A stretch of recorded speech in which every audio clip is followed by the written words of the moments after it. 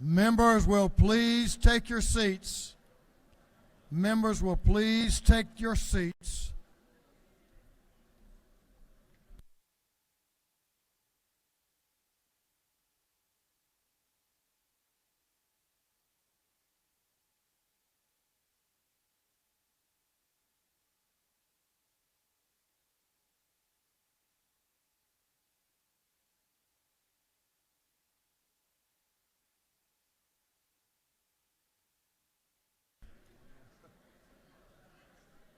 Members will please take your seats.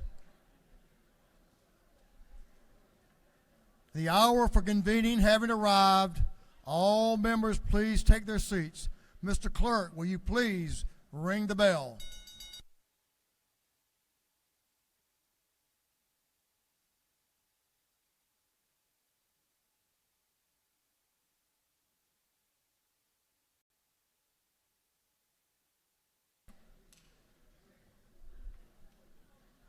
We're going to have the morning roll call. All members present will please vote green to signify their presence in the chamber, and the clerk will unlock the machines.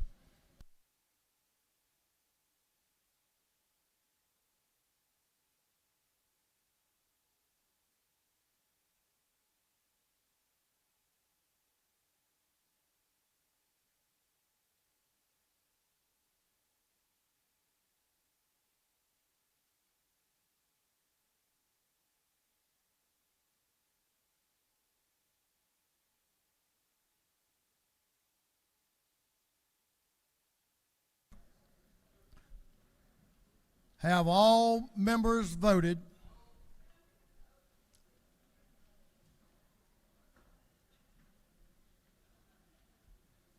Have all members voted? If so, the clerk will lock the machine. Doorkeepers, will you please close the doors and keep them closed?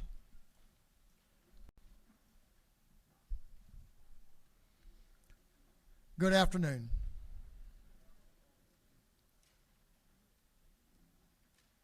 The Bible says, joy cometh in the morning. So saith the Lord. That's what Psalms 30.5 tells us. While we know that is true, it can be tough to realize as we come together to share our collective grief today.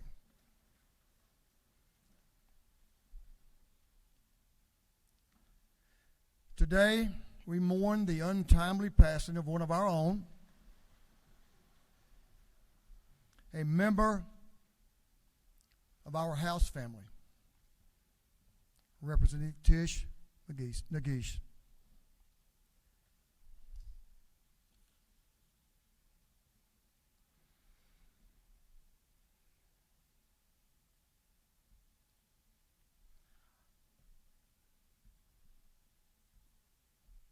I want to thank Governor Kemp, Lieutenant Governor Jones, and our friends in the Senate for their sympathy in this hour of loss, the loss in this House. As Speaker, I want to extend our prayers to her husband and children and all those that have been blessed enough to have known her.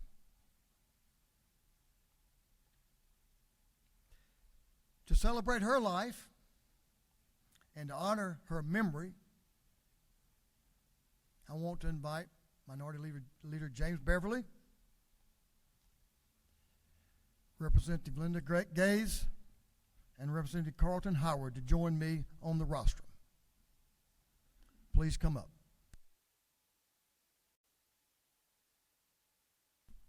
Come on up here on the rostrum.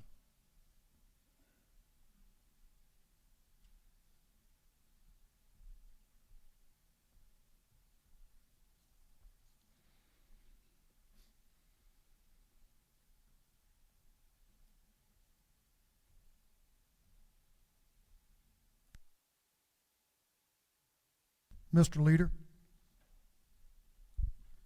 Thank you, Mr. Speaker. Tish was a good woman.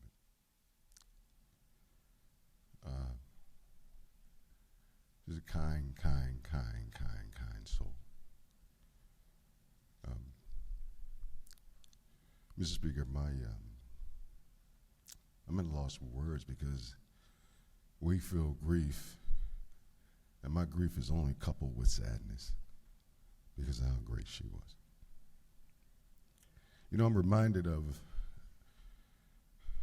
a song, and I think Tish embodied this song by Mahalia Jackson, If I Can Help Somebody.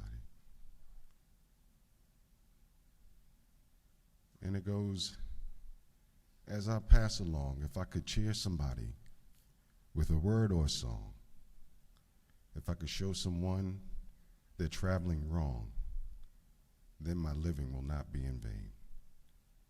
If I could do my duty as a Christian ought, if I can bring salvation to a world once wrought, if I can spread love's message as the Master taught, then my living will not be in vain. We will miss her presence. Absolutely. But her living was not in vain because she showed us the way to love, to live, and to embrace this great state of Georgia and this House of Representatives. Thank you, Mr. Speaker, for allowing me to say a few words.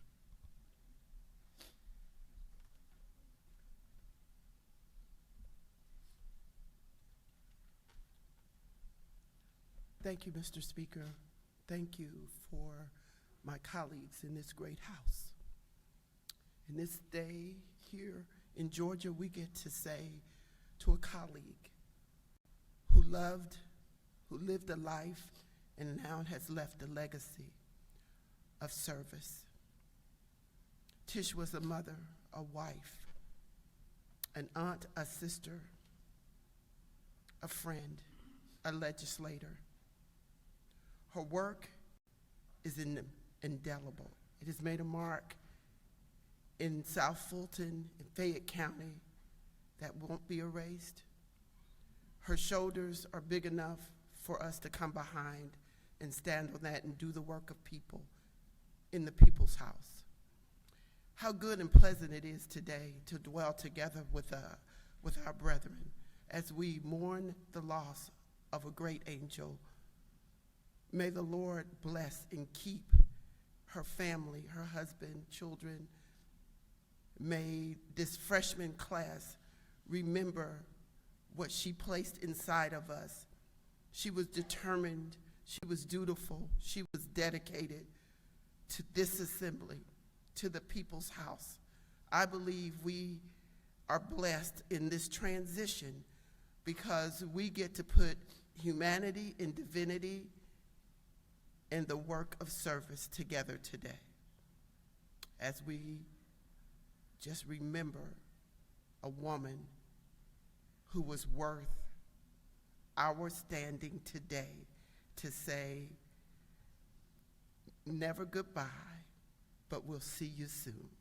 Thank you.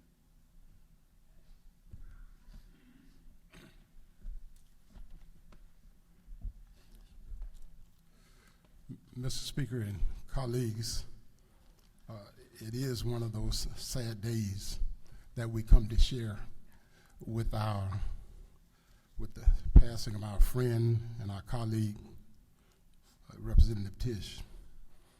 As a pastor, one of the things I've tried to do over 26 years is to try to explain to those who have lost loved ones, I've tried to explain to them the whys of death. Why now? Why Tish? Why this way? I've tried to do that for 26 years, and I've yet to be able to explain the whys of death. But what I've learned to do is not to continue to ask the why questions or try to answer the why questions. What I've learned to do is to point them to the who, to the one who says through the psalmist that he says that God is our refuge, a very present help in times of trouble like this. That's who we depend on in times like this.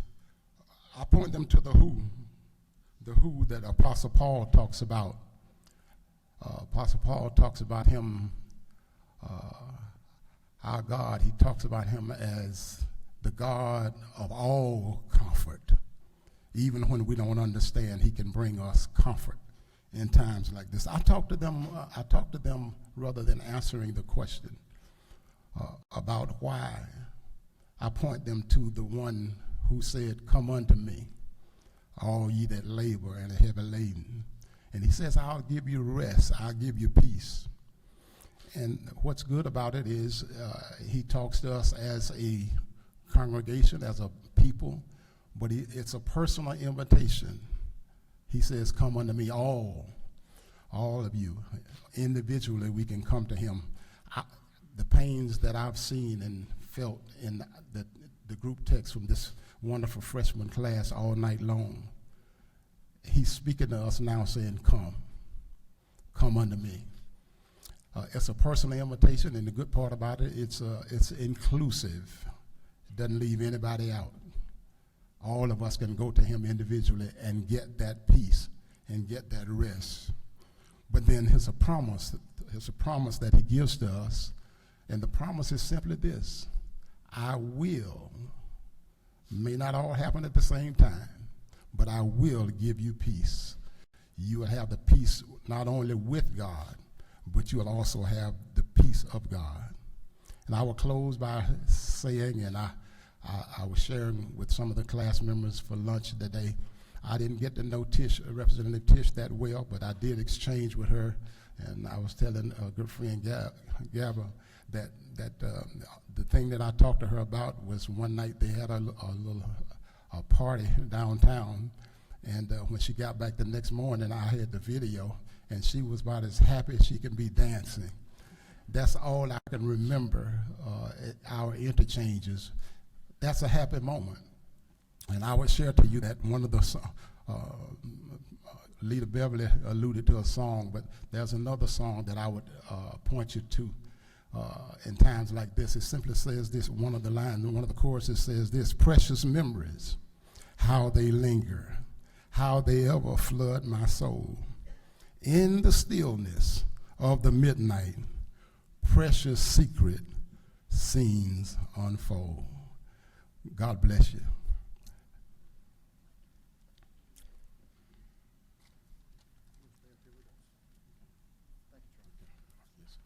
Thank you, James.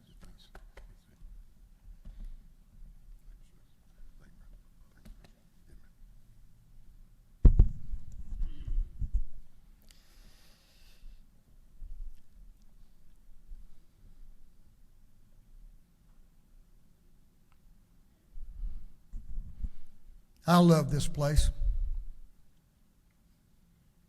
not because of the place, but because of the people, because of this family.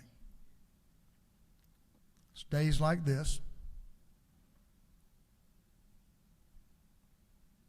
when we lose ones that are near to us, that are close to us in so many ways. They share our commitment to public service.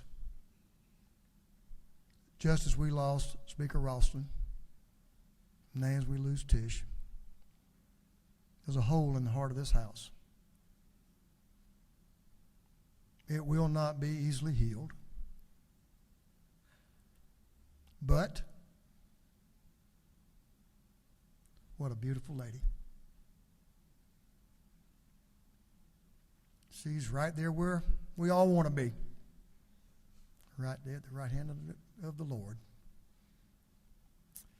We're going to miss her. We're going to think about her. And we're going to grieve. But I especially want to pray for her family, her immediate family, this freshman class family, all of us in this family, but especially her family and her children. As Representative Howard knows, it's hard to lose a brother. I've done that. It's been hard to lose brothers in this house. But it's also very, very hard to lose a sister. And we've done just that. Let's all remember each other. Let's all remember this family that's grieving. Let's help them make it through, knowing that this family will do whatever needs to be done to support them. I love all of you and thank you for caring. If you'll bow with me for a moment of silence.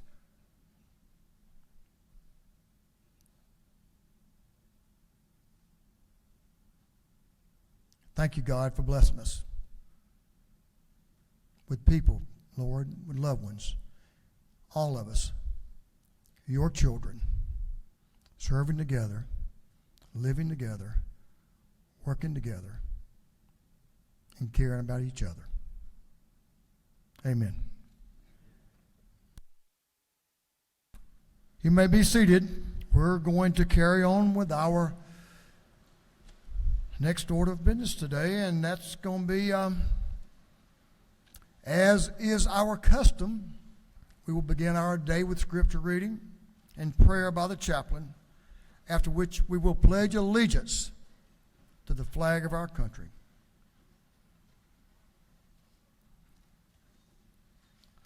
Our chaplain this morning will be introduced by the lady from the 67th House District, Representative Glaze. Representative Glaze.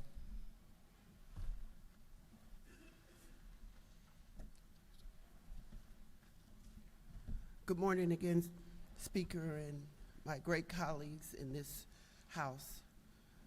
It is not by chance, but divinity and humanity comes together in our chaplain of today is a good friend of over 3 decades.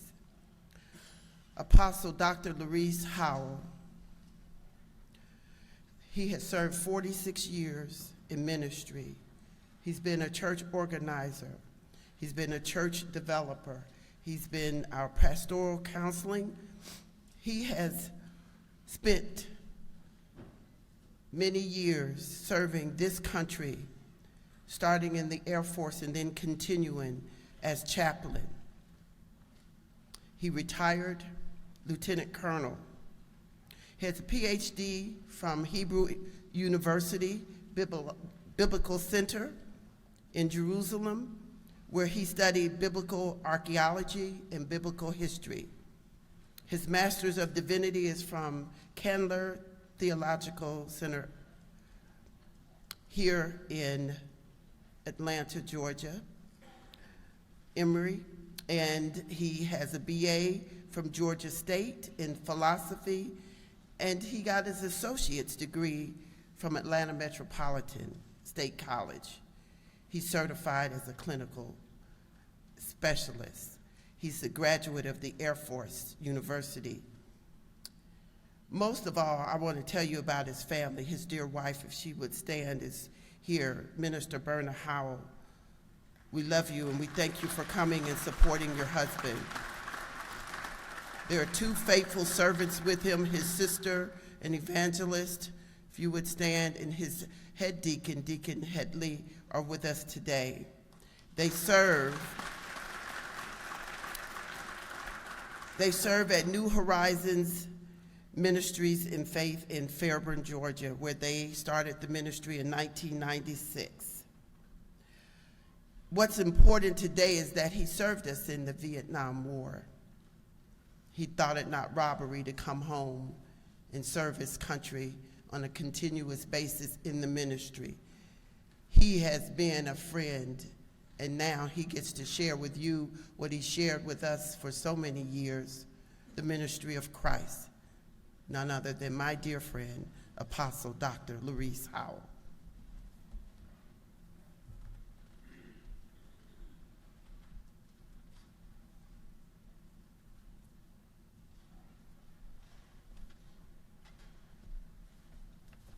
Good to have you, sir. Thank you for having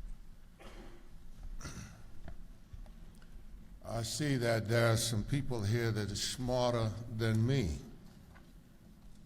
You invited me, and I appreciate it. That means you got good sense. To the Speaker of the House, great leader, great man of that loves his family and God, and to you, House of Representatives. I know I have a few minutes, but I want to say to God first be the glory that I'm even standing here, having almost gotten killed in the Army 3 times in Vietnam. It's no accident I'm here. And when the Lord called me 7 years later, I went to Atlanta Metro College and on to Georgia State, and then I didn't think I was smart enough to go to Emory, but I got a scholarship and went anyway, and I did graduate. And then Dr. Flemings gave me another grant to come to Jerusalem. And I remember, I can't hardly stand up now, so I need to footnote that because I've had 2 hip surgeries and 1 knee. But I remember when I was young like that, I ran up Masada, ran down the mountain of Gaza, and went over to Jerusalem and to Tel Aviv, down through Samaria and on down to the Dead Sea, and sit there on the water of the Dead Sea with my feet in the sand. God has blessed me to be in conference with General Schwarzkopf in Colorado Springs, Colorado, and I worked directly with General Potter, the first female 2-star general, and I taught at the University of Air University in Montgomery, where I retired.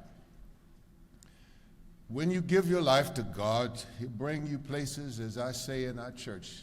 You'll do things you've never done, to become somebody you would have never become, to go somewhere you would have never thought you would go. I had no inkling of imagination I'd be standing here with the Speaker of this House and you, the great representatives. It was not a part of my prayers. It was a part of what God has done. So it is my prayer today, Michael and Gabriel, that you will assist me in what I am to say to your people. And I will do that inclusively in my prayer. Shall we pray?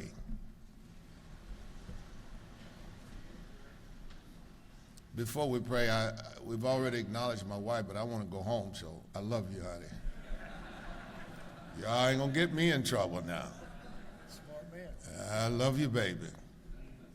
My sister and my deacon. Somebody got some sense in here, don't they? David said in Psalm 23, third verse, many of y'all already know, and I'm also glad that I've heard the scriptures and that the presence of God is invited here. David said in this one scripture, inform your people to an unequivocal faith, an unequivocal truth. Let God restore our soul and lead your people in the path of righteousness for your name's sake. And so here I am, God, standing before your people in this high place of honor, esteem, and value. Lead us through the chambers of your most holy and righteous will. Let your will unlock the mysteries of our minds and strengthen our courage to see the implements of just laws. Teach us how to empower all humanity to live in this land with dreams, aspirations, and hopes for a brighter future / cause.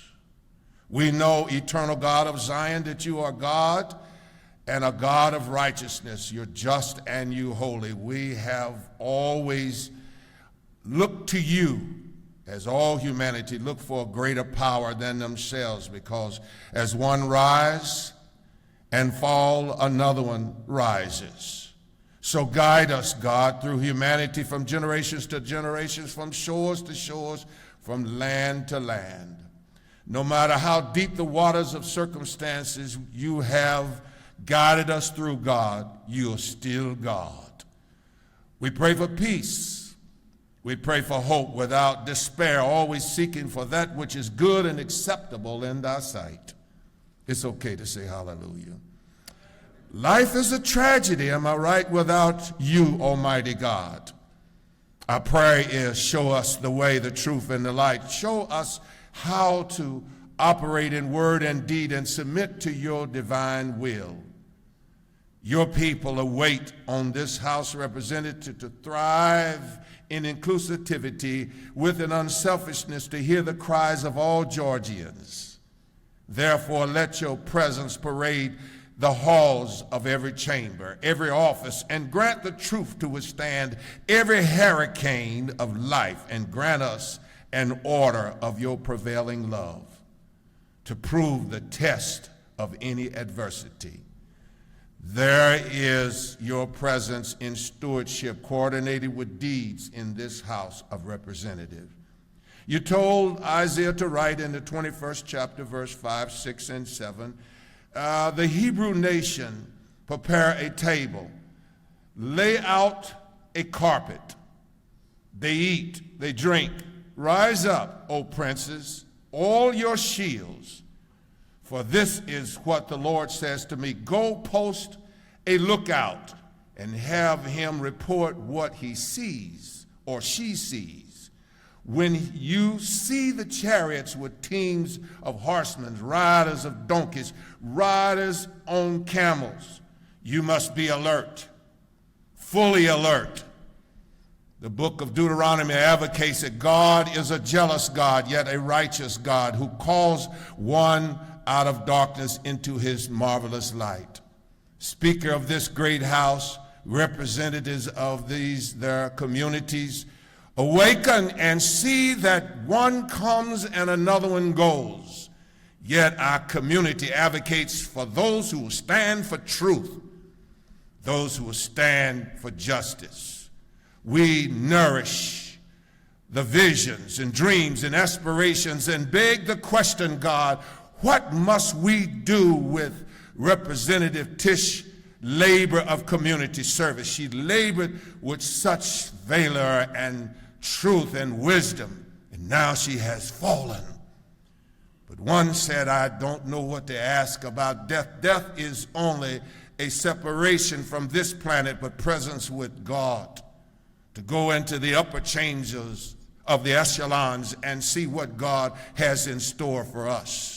Yes, we pray for her family, her children. We pray for their healing. But please, God, teach us, your leaders, how to walk through the valley shadow of death, as David said, with integrity, honesty, and purpose. You, God, and you, God alone. Help us to go home to our families, our communities, with a clear heart. Somebody need to give you praise here. And a righteous mind. Somebody need to open their mouth. And knowing we have done our best as a nation, as elected officials through the adversities of life, as a community servant to help someone believe in a future that speaks volumes of hope and not fear. John 16:27, Lord, you told us, peace, love one another. Peace I give unto you. I do not give to you as the world gives. Do not let your hearts be troubled. Do not be afraid. And as I come closer to my closing, I'm wondering in here who's connecting to your love, God. I am seeking to see your presence in here. Am I not true, Holy Spirit, angels of the Most High God? We know God is the beginning and ending of life. We all have to choose to erect values of service to help those who need a voice of reconciliation, a sparrow of hope, a lifeline to keep from drowning in despair.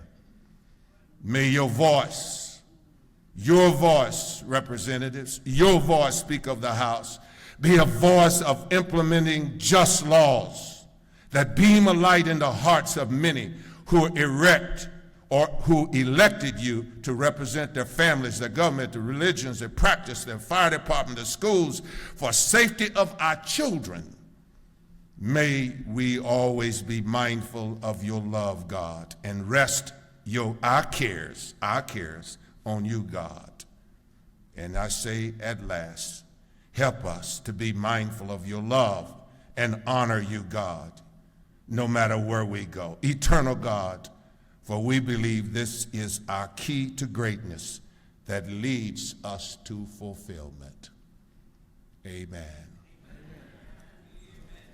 I may have been a little long, but I set up over 10 hours to God late at night to write this prayer, so I hope you heard it. I pledge allegiance to the flag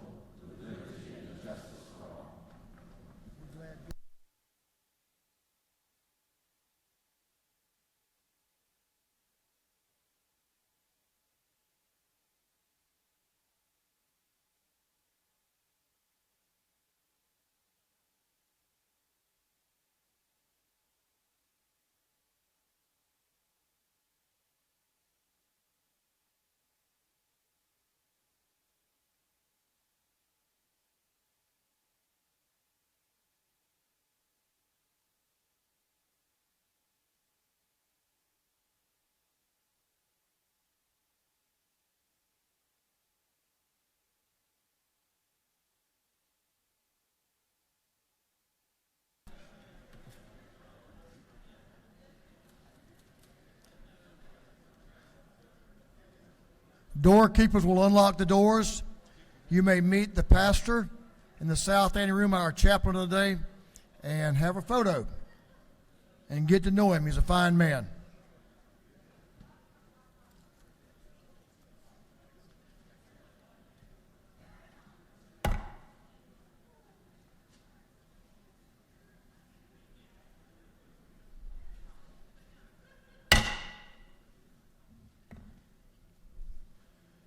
Chair recognizes Chairman Tarvin to chair the Committee on Information and Audits. Chairman Tarvin.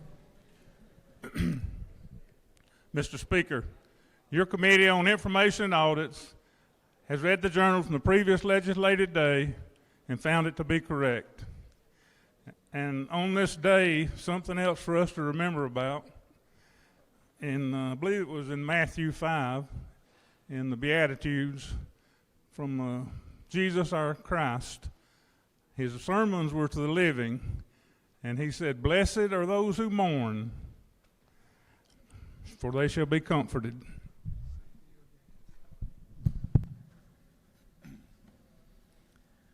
Thank you, Chairman Tarvin.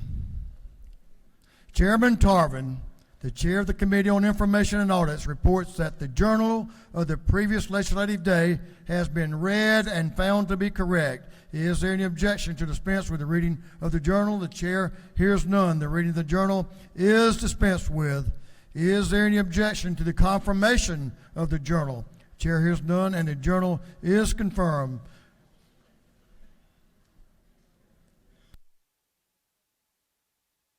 Mr. Clerk, will you read the resolution establishing the order of business for the day? Representative Administration of the 104th moves the following be established as the order of business under first part of the period unanimous consents.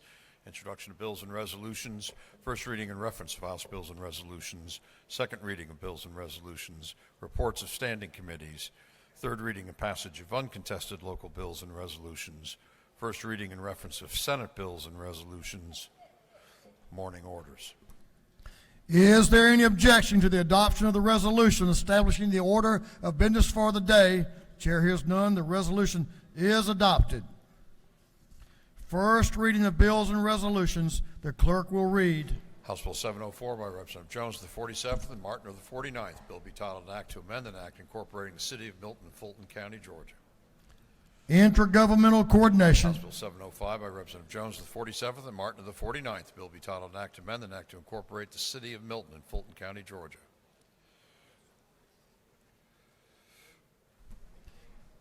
Intergovernmental coordination. House Bill 706 by Representative Powell of the 33rd. A bill be titled an act to amend Article 3, Chapter 2, Title 40 of the Official Code of Georgia Annotated relating to prestige license plates. Motor vehicles. House Bill 707 by Representative Smith of the 70th, Thomas of the 65th, Glaze of the 67th, Bonner of the 73rd, Jenkins of the 136th. Bill be titled an act to provide for the compensation of the Coweta County Board of Education. Intergovernmental coordination. House Bill 708 by Representative Chastain to the 7th, a bill be titled an act to authorize the governing authority of the city of LJ to levy an excise tax. Intergovernmental coordination. House Resolution 438 by Representative Taylor to the 173rd, Stevens to the 164th, Petrie to the 166th, Parrish to the 158th, Buckner to the 137th, and others. A resolution creating the House Study Committee on the Okefenokee Swamp. Natural resources and environment. That completes first readers. Second reading of bills and resolutions. The clerk will read. House Bill 695 by Representative Camp of the 135th, a bill to provide a new charter for the city of Thomaston. House Bill 696 by Representative Anulowitz of the 42nd, Stoner of the 40th, Cummings of the 39th, a bill to amend an act creating a new charter for the city of Smyrna. House Bill 697 by Representative Beverly of the 143rd, Mitchell of the 88th, Scott of the 76th, Cannon of the 58th, Roberts of the 52nd, and others. A bill relating to general provisions concerning administrative procedure. House Bill 698 by Representative Bentley of the 150th, a bill to amend an act creating Board of Commissioners of Dooley County. House Bill 699 by Representative Williamson of the 112th, Fleming of the 114th, a bill to amend an act to provide a new charter for the city of Social Circle. House Bill 700 by Representative Bentley of the 150th, a bill to amend an act establishing the membership of the Board of Education of Dooley County. House Bill 701 by Representative Clark of the 100th, Hong of the 103rd, McCollum of the 30th, a bill to amend an act providing a new charter for the city of Beaufort. House Bill 702 by Representative Westbrook of the 163rd, Jackson of the 165th, Stevens of the 164th, Petrie of the 166th, Gilliard of the 162nd, a bill to amend an act governing the school system of the city of Savannah and Chatham County. House Bill 703 by Representative Westbrook of the 163rd, Jackson of the 165th, Stevens of the 164th, Gilliard of the 162nd, a bill to amend an act amending the several acts relating to and incorporating the mayor and aldermen of the city of Savannah. Through second readers.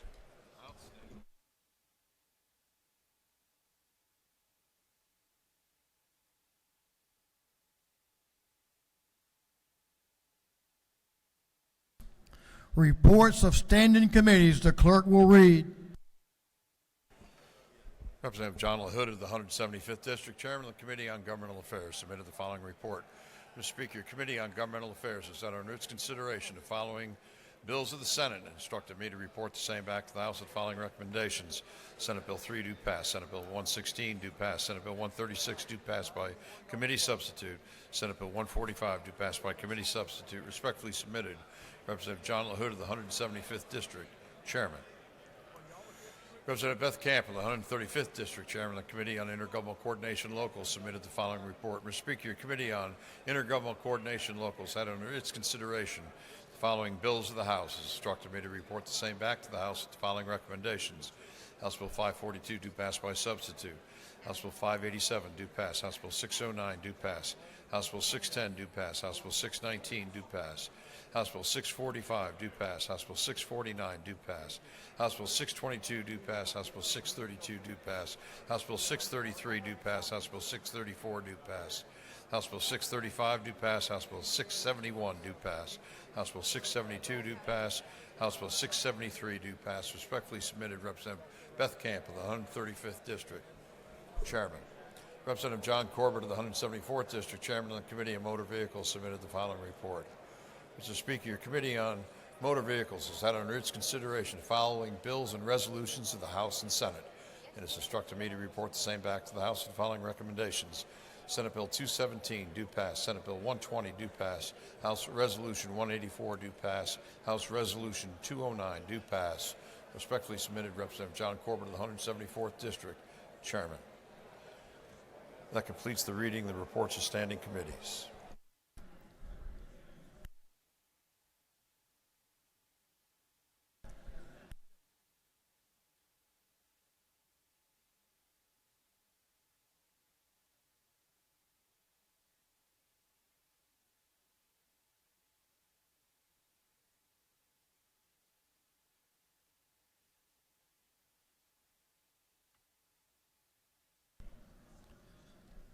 Members, if I can have your attention just for another moment.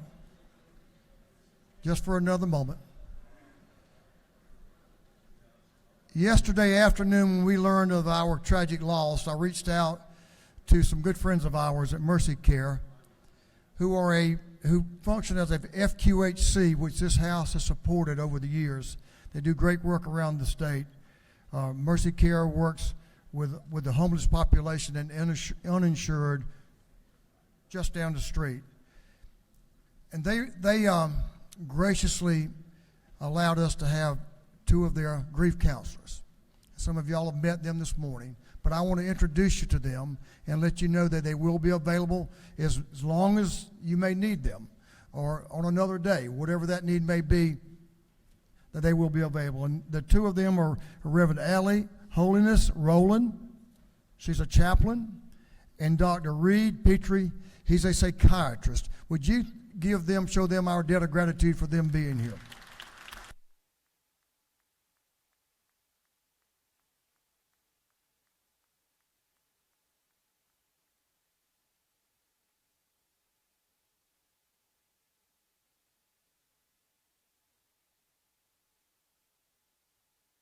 We're going to go ahead and introduce the doctor of the day right now.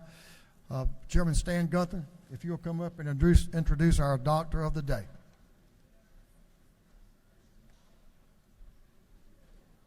My apologies, Representative Will Wade. We'll let the better looking gentleman come up in just a second.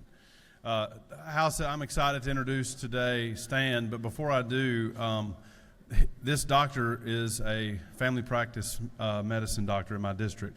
He also happens to be my doctor, and he's already told me he's going to make sure to have me scheduled for an appointment in early April when we get out of here. It's obvious that I need to go take a visit and get my annual inspection, is what I call it. But in all seriousness, he's a great doctor, and we're very honored to have him in this house, and I'm honored to introduce his dad, Representative Stan Gunther.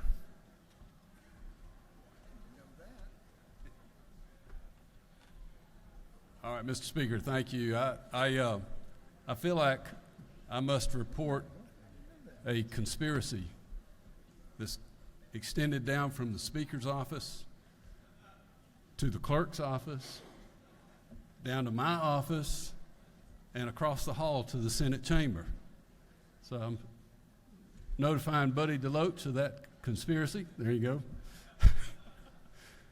Because when I walked in this morning, I had no idea my son was going to be here. And the instigator of this conspiracy is my wife, right back there.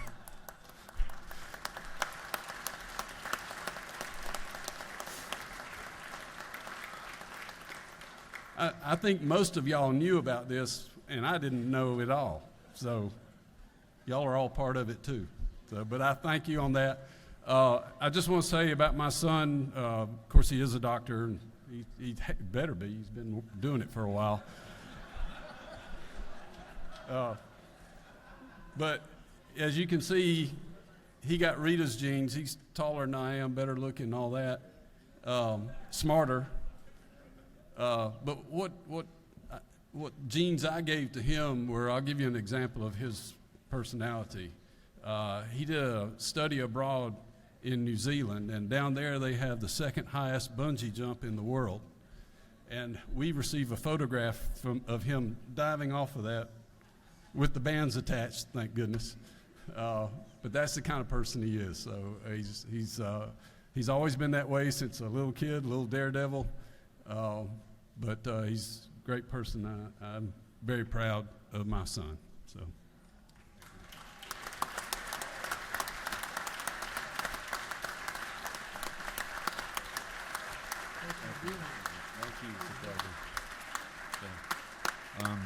It's an honor to be here today. Last time I was in this room, I was 11 years old serving as a page, so it's good to be back. But providing medical care for you today is just a small token of my appreciation for all you do.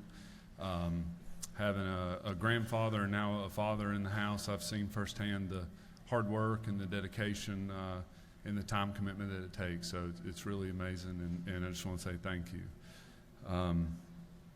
We deeply appreciate our long-standing relationship between the General Assembly and the medical community, and and our common goal of just serving our community, making it a better place. So for that, thank you. Thank you for all you do for the great state of Georgia, and come see me if y'all need anything.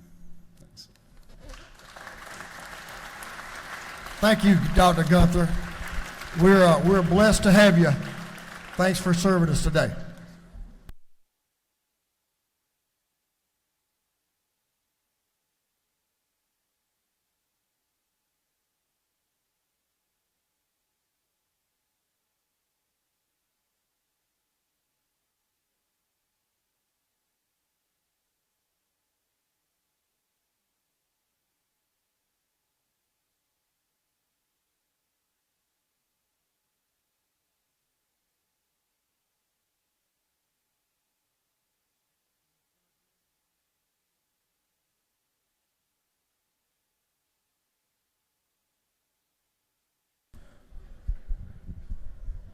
Members, we're moving on to the local calendar. There are, how many? Two? Several? There are 8 bills on the local calendar that require a 2/3 roll call vote for passage. Third reading and passage of uncontested local bills.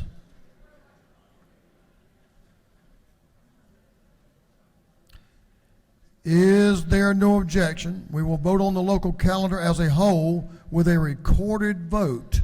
Hearing none, it is so ordered. Mr. Clerk, if you will read the local calendar. House Bill 542 by substitute by Representative Mathiak, the 74th, City of Sunnyside. House Bill 587 by Representative Anderson of the 10th, Raven County. House Bill 609 by Representative Bentley, the 150th, Taylor County. House Bill 610 by Representative Bentley of the 150th, Taylor County. House Bill 619 by Representative Houston of the 170th, Cook County. House Bill 645 by Representative Yurda of the 152nd, City of Sylvester. House Bill 649 by Representative Dempsey of the 13th, Floyd County. House Bill 622 by Representative Gamble of the 15th, Bartow County. House Bill 632 by Representative Crawford of the 84th, City of Decatur. House Bill 633 by Representative Crawford of the 84th, City of Decatur. House Bill 634 by Representative Crawford of the 84th, City of Decatur. House Bill 635 by Representative Crawford of the 84th, City of Decatur. House Bill 671 by Representative Reeves of the 99th, City of Sugar Hill. House Bill 672 by Representative Reeves of the 99th, City of Sugar Hill. House Bill 673 by Representative Reeves of the 99th, City of Sugar Hill.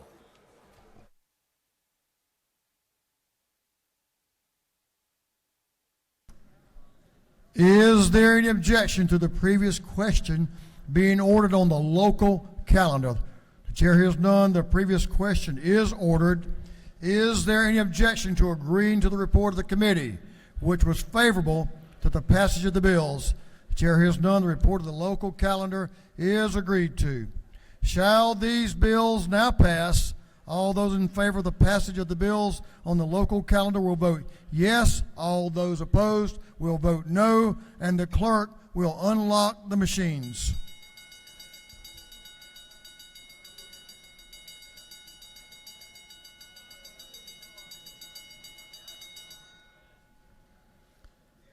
Have all members voted?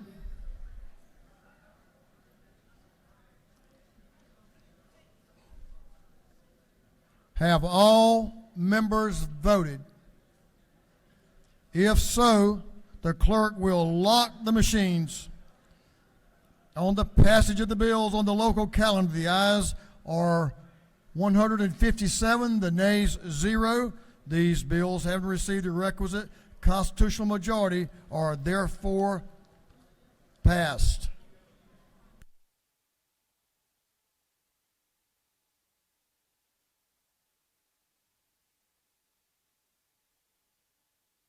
We have a special resolution that we're going to take care of right now. Chair Lady Lynn Smith is recognized for a special resolution. Mr. Clerk, do you have House Resolution 374? When Representative Smith gets up here, we're going to ask the clerk to read House Resolution 374. Mr. Clerk.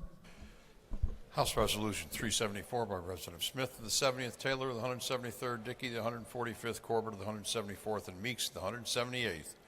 A resolution recognizing and commending the Elbert, Franklin, Hart, Madison County Unit on being named the Georgia Forestry Commission 2022 North Georgia Unit of the Year, the Grady Thomas County Unit on being named the 2022 South Georgia Unit of the Year, Area 3 on being named the 2022 Forest Protection Area of the Year, Gabe Outlaw on being named the 2022 Forester of the Year, and the Cost Share Team on being named the 2022 Forest Management Team of the Year.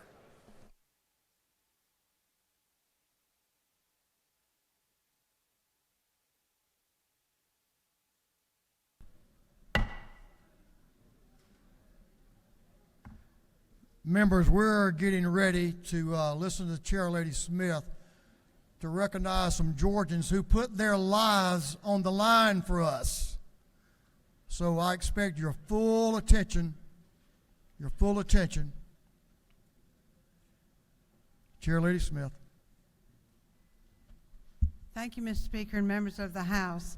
It is a tradition to recognize our forestry and their accomplishments when they can come to the Capitol. So finally, with COVID over, we're able to once more reintroduce this process. Anyone who has connections to forestry, landowner, please come stand up here because the support is so strong, and I want y'all to see that. We have some of the foresters up in the balcony as well. Georgia is the #1 state in the nation for forestry, and you've heard the clerk read the resolution, but pause for a minute and think about how strong that is. We're the #1 state in the nation. We are invaluable to the state of Georgia, and these men and women put their lives on the line for us every single day. They are unnoticed because they do their jobs efficiently, but are they honored and recognized? Yes, we're going to do that today, and I will stand and turn the mic over to you, the Commissioner of Forestry, Tim Lourimore.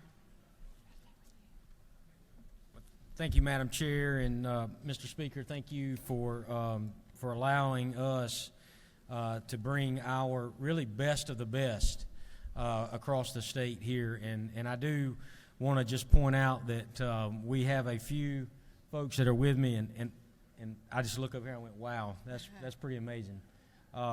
Thank you for your support. Yeah, thank you. That's awesome. I had a chance to bring some of our folks here that with me, and I just want to recognize them. I've got Ryan Phillips over here. Ryan, just raise your hand. Ryan heads our call share team. They give millions. They distribute millions of landowners.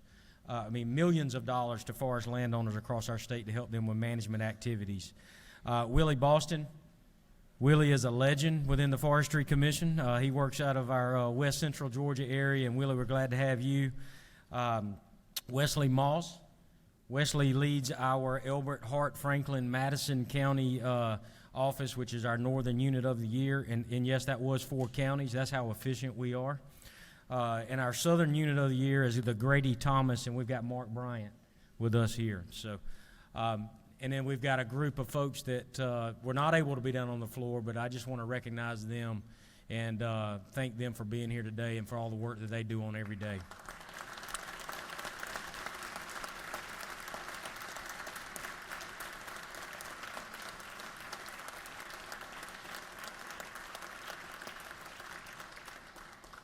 Thank you, and as the speaker said, they do put their lives on the line, even with servicing landowners and then protecting our forests from wildfires every day. And it's something that we recognize is important to our state. Forestry is important to our state, and I will tell you this: my experience has not 100% been with the Forestry Commission. I came from the private sector here about two years ago, and I will let you know, as leaders, that it matters your attitude toward business, toward the forest industry, and that gets talked about on a regular basis around boardrooms from publicly traded companies on a regular basis. There are people watching what you do. They appreciate the friendly business climate and the support that you give for forestry in the state. I know that because I was part of those conversations just 2 years ago in my previous role. I'll just wrap up. In those 2 years that I've been here, Georgia, what I've learned, has got something really special in the Georgia Forestry Commission. They are a can-do kind of folks. They get up and they figure out how to do their job and figure out how to serve landowners, and you guys should be proud of them. I know I am proud of them. We recognize this important work. We go to work with that mentality every day so that we can serve our agency and so we can serve our state and we can serve our forest landowners in a great sector across our state every day. And I'll just wrap up and say, again, thank you for celebrating with us. If we can ever be of service to you, this is completely overwhelming. And if we can ever be of service to you, I hope you'll reach out to us and give us a chance to help. So you guys have a great rest of your day, and thank you so much.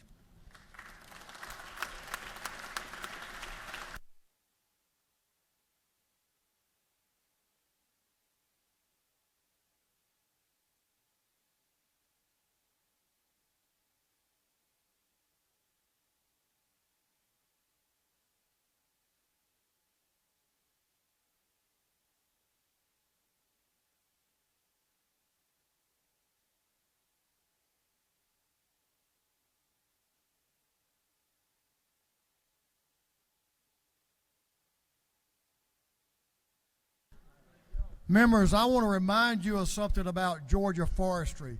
As our population expands, they have something they call the urban interface. And that's when people build their homes out in more rural Georgia, but close to town, where the forest is right next to their homes. These folks protect those homes and that urban interface. So they do a lot more than protect large tracts of forest land around this state.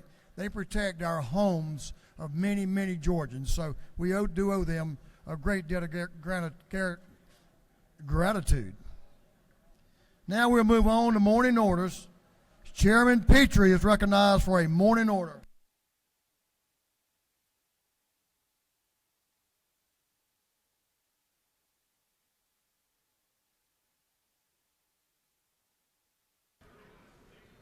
You have 1 minute, Chairman Petrie, along with Chairman Hitchens. All right, Speaker, I'll do my best. Ladies and gentlemen, y'all may not be aware, but Savannah is the home of the oldest continuously operating gun club in the United States of America, and the largest gun club, I understand, east of the Mississippi River. I'm a member there, but we've got a group of young people that shoot a lot better than I do. And we're here today to congratulate them. And so I want to ask, first of all, I want Owen Haas and Laney Henry to stand. Two of the members, we have a very large team. Now, these are two of our young people. I want y'all to recognize them. Folks, when I tell you our juniors are good shooters with shotguns, I want to tell you how good they are. 3 years in a row, national champions. National United States champions 3 years in a row. And I want the coaches to stand. My good friends, Zach Gorettas, Lee Summerford, Ray McDonald, Robert Misroon, Peter Scott, and Eric Haas, coaches all to a multitude of our young people that do a marvelous job. We're very proud of them in Savannah. And it's a great honor to recognize them here today with this resolution. Thank you. Thank you all for being here. Thank you, Mr. Chairman. Representative Thank Danny. you, Mr. Speaker. Gentleman's yielded well. Representative Danny Mathis is recognized for a morning order.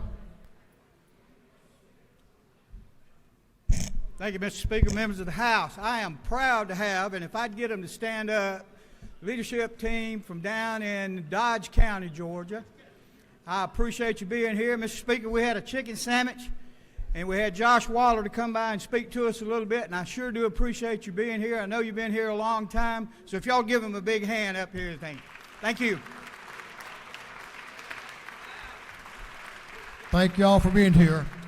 Members, let me recognize a former member of this Georgia House that many of you will recognize and remember, Chairman Chuck Sims. Where'd he go? There he is. Chuck Sims, right here. Good to see you again, Chuck. Leader F. Stration is recognized for a morning order. Thank you, Mr. Speaker. Today's one of my favorite days at the Capitol each year. It's Scouting Day at the state Capitol. So today we had over 650 scouts, parents, and scoutmasters from all over the state come to our state Capitol.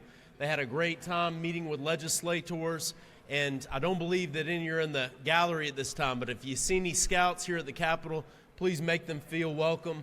We think scouting is such an important part of young people's lives all across the state, and we welcome them here to their house, the Gold Dome. Thank you, Mr. Speaker. I yield the well.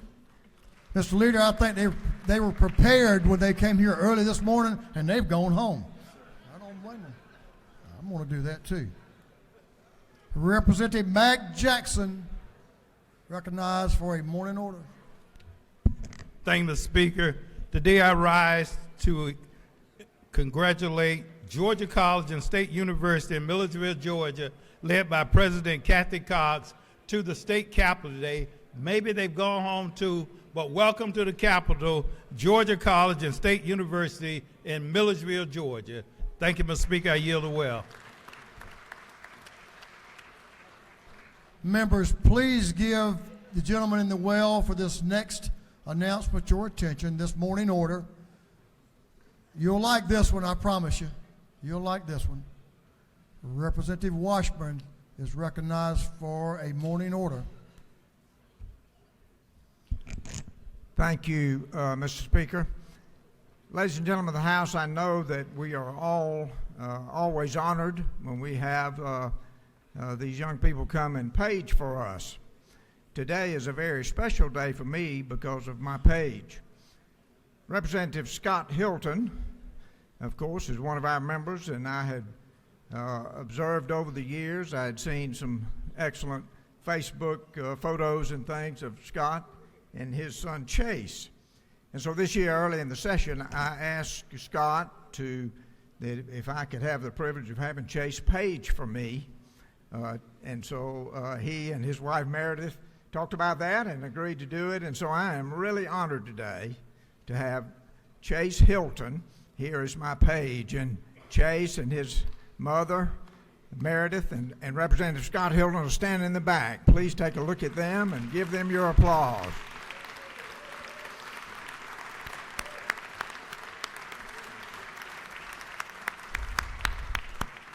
Hey, Chase, you the man, Chase.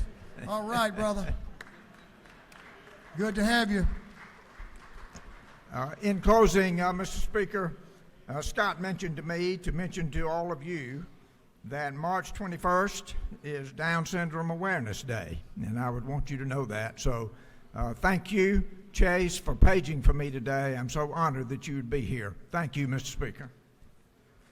Thank you, Representative. Representative Dempsey, Lumsden, and Barton recognized for afternoon order. Barton. Good morning. We are so fortunate to have people from Rome, the Romans as I always refer to them as, are here today with us. They've had a wonderful day here in our state capitol, and they have gotten to watch a very historic day in our house, and I'm so grateful that they were blessed by doing that. If y'all would rise, this is Leadership Rome, and members of our Chamber of Commerce are here today. Thank you so much.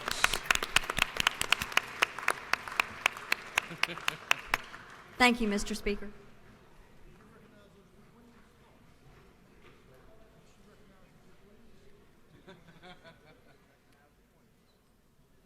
I met them earlier today. There's two beautiful young beauty queens up there that's going to do good in the next pageant, so we're glad to have y'all as well. Representative Bernal, Rhonda Bernal is recognized for a morning/afternoon order. Thank you, Mr. Speaker. Today, it is my pleasure to honor women in radio in the House. Dee Hill is the sponsor of this program. With the honorees in the gallery, please stand. Portia Fox from Portia Fox Production, Wendy Williams, General Manager of Jazz 91.9, Alicia Cruz 95.9, The Best of Athens, Nisi Shaw, Radio Personality Classics 92.9, Kristen Klingsherin, co-host of The Burt Show. Would you please stand and welcome them to the house? They're up there. Thank you, Mr. Speaker. Thank you, Rhonda. That completes our morning order. We're going to move on to the rules calendar.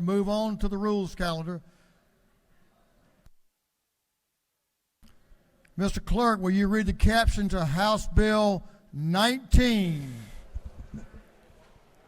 House Bill 19 by Representative Burns, the 159, Jones, the 47th, illustration of the 104th, Hatchett of the 155th.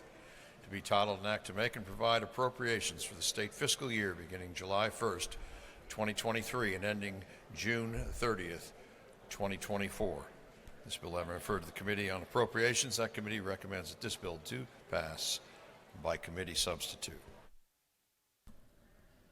Ladies and gentlemen of the House, the chair resolves the House into a committee of the whole House for the purpose of considering House Bill 19, the General Appropriations Bill. The chair appoints the gentleman of the 104th Majority Leader Estration as chairman to preside over the committee of the whole.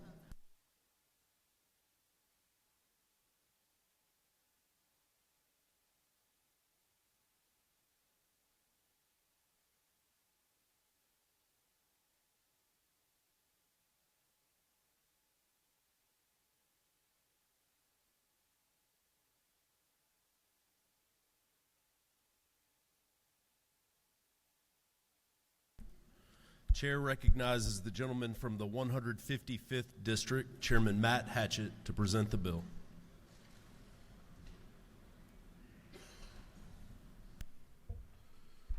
Thank you, Mr. Leader.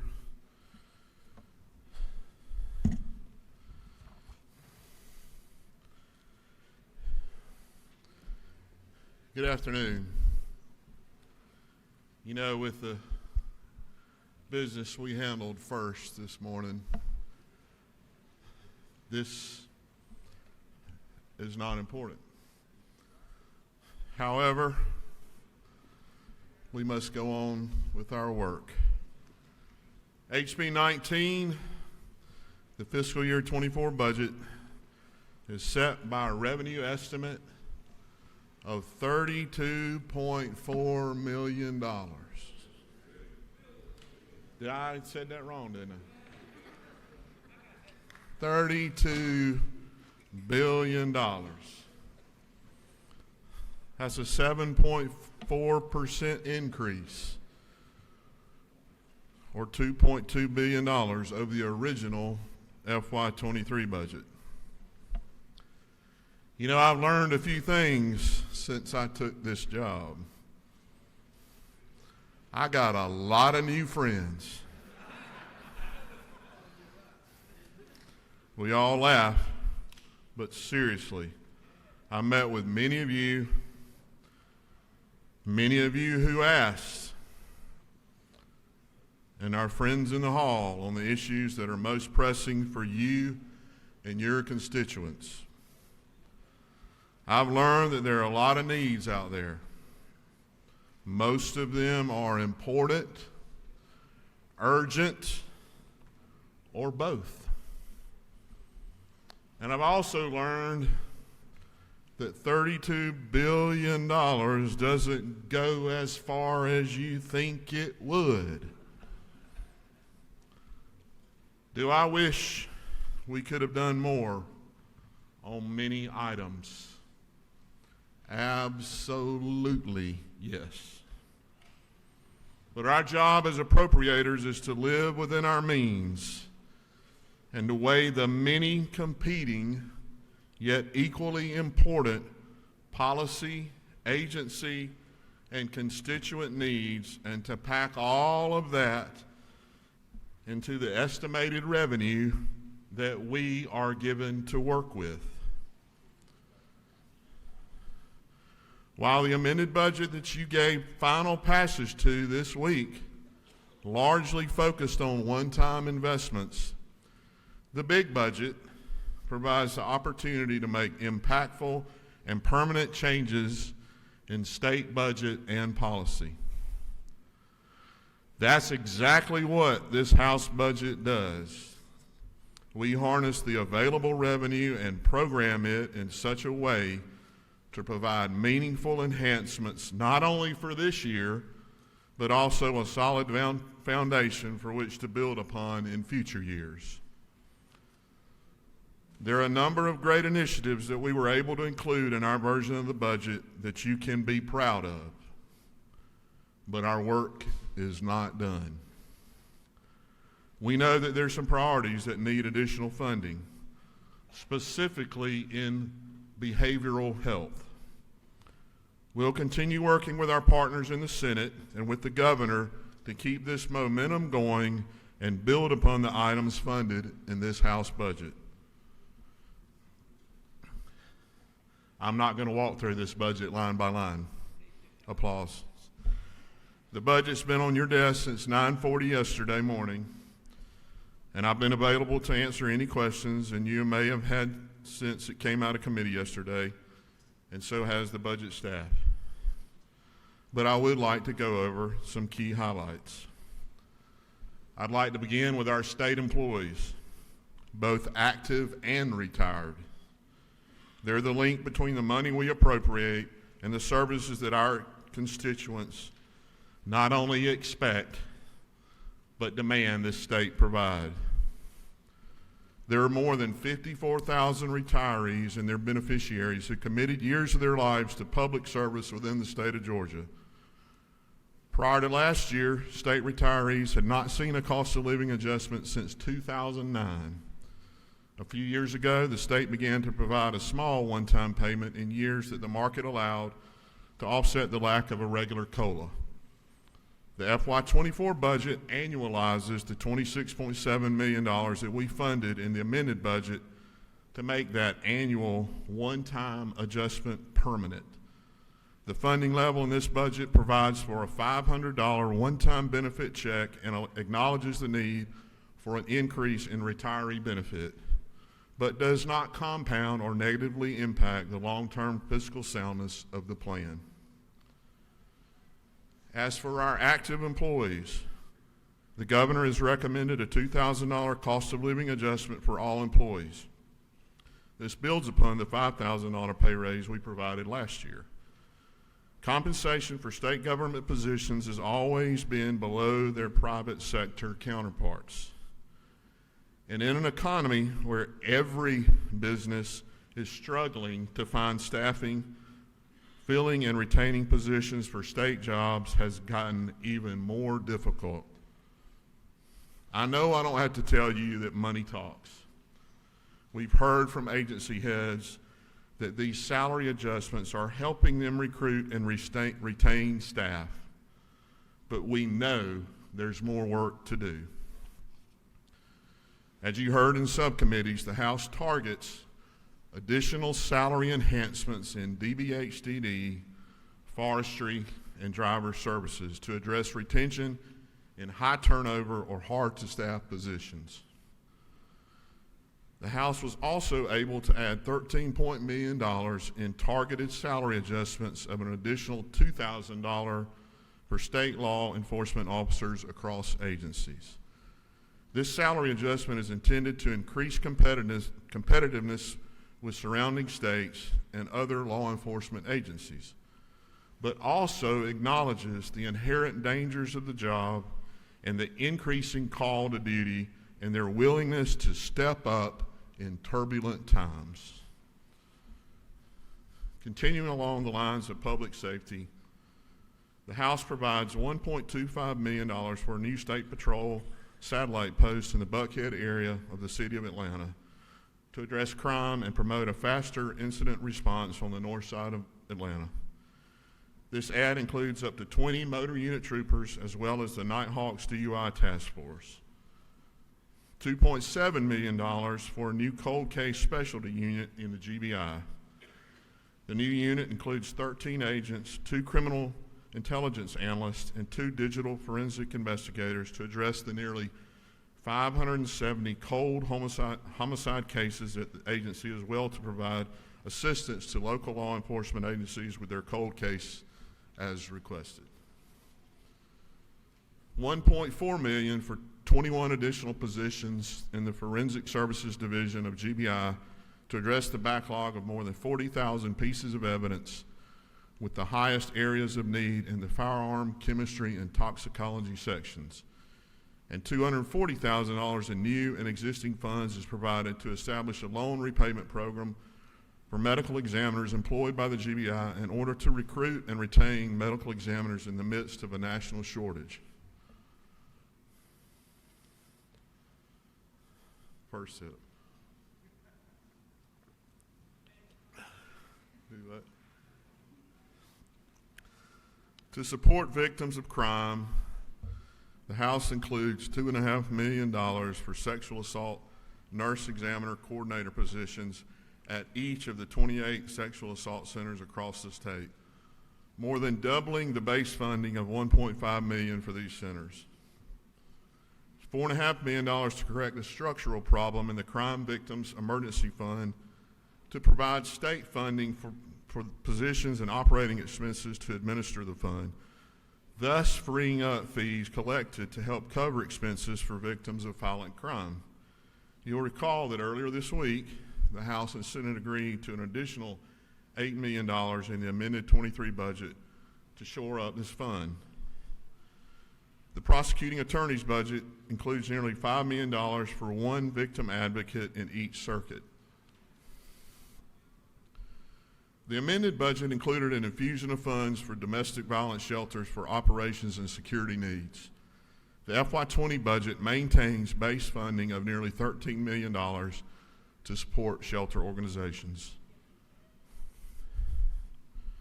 Within the Department of Corrections, the House provides for $5.3 million for a $3 per diem increase for county correctional institutions. These are state prisoners housed in local facilities, and this increases the per diem from $22 per day to $25 per day per inmate. $6.8 million is provided for salary adjustments for private prison correctional officers and other support employees to ensure parity in pay adjustments with state prison staff. Economic development. We added $1.5 million in the House budget for the Department of Ag to continue the implementation of the Raw Dairy Act, implement funding for the State Agriculture Response Team, which is charged with responding to animal disease outbreaks like avian flu, and provide staffing and operations to administer and enforce soil amendment rules.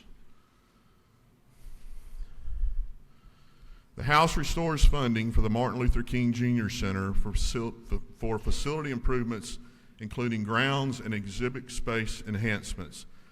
This brings the total appropriation for the center for FY24 to $740,245. In addition to the $2,000 cost of living adjustment, the House provides the Forestry Commission with $3.1 million for an additional $4,000 pay raise to support recruitment and retention efforts by bringing pay even with the Florida Forestry Service. These funds are particularly important in communities near the border who are competing with foresters in Florida. I wish they were still here. They'd probably applaud. Education. The FY24 budget fully funds the QBE program, totaling $13.1 billion in state funds, the most state funds ever provided to K-12 education.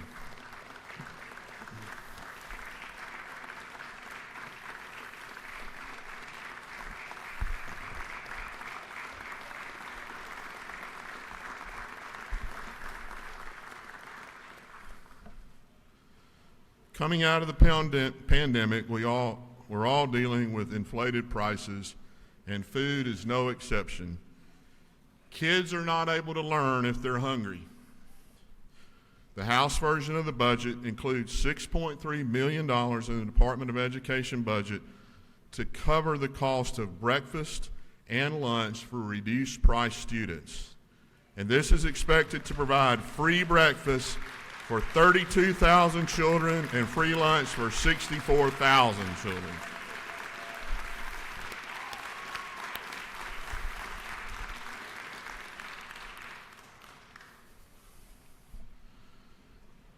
The House adds $1.7 million to fully fund charter facility grants. We've been working for several years to fully implement this program, and in FY24 we'll now be funding facility grants of $100,000 per school. Many of these schools are leased space or in older facilities and do not draw down regular capital outlay funding like traditional schools. Fully funding this grant prevents these schools from diverting funds away from direct instruction in order to cover their rent or capital needs. This one's close to me. $262,000 for communities and schools to recognize additional participation in 9 school systems.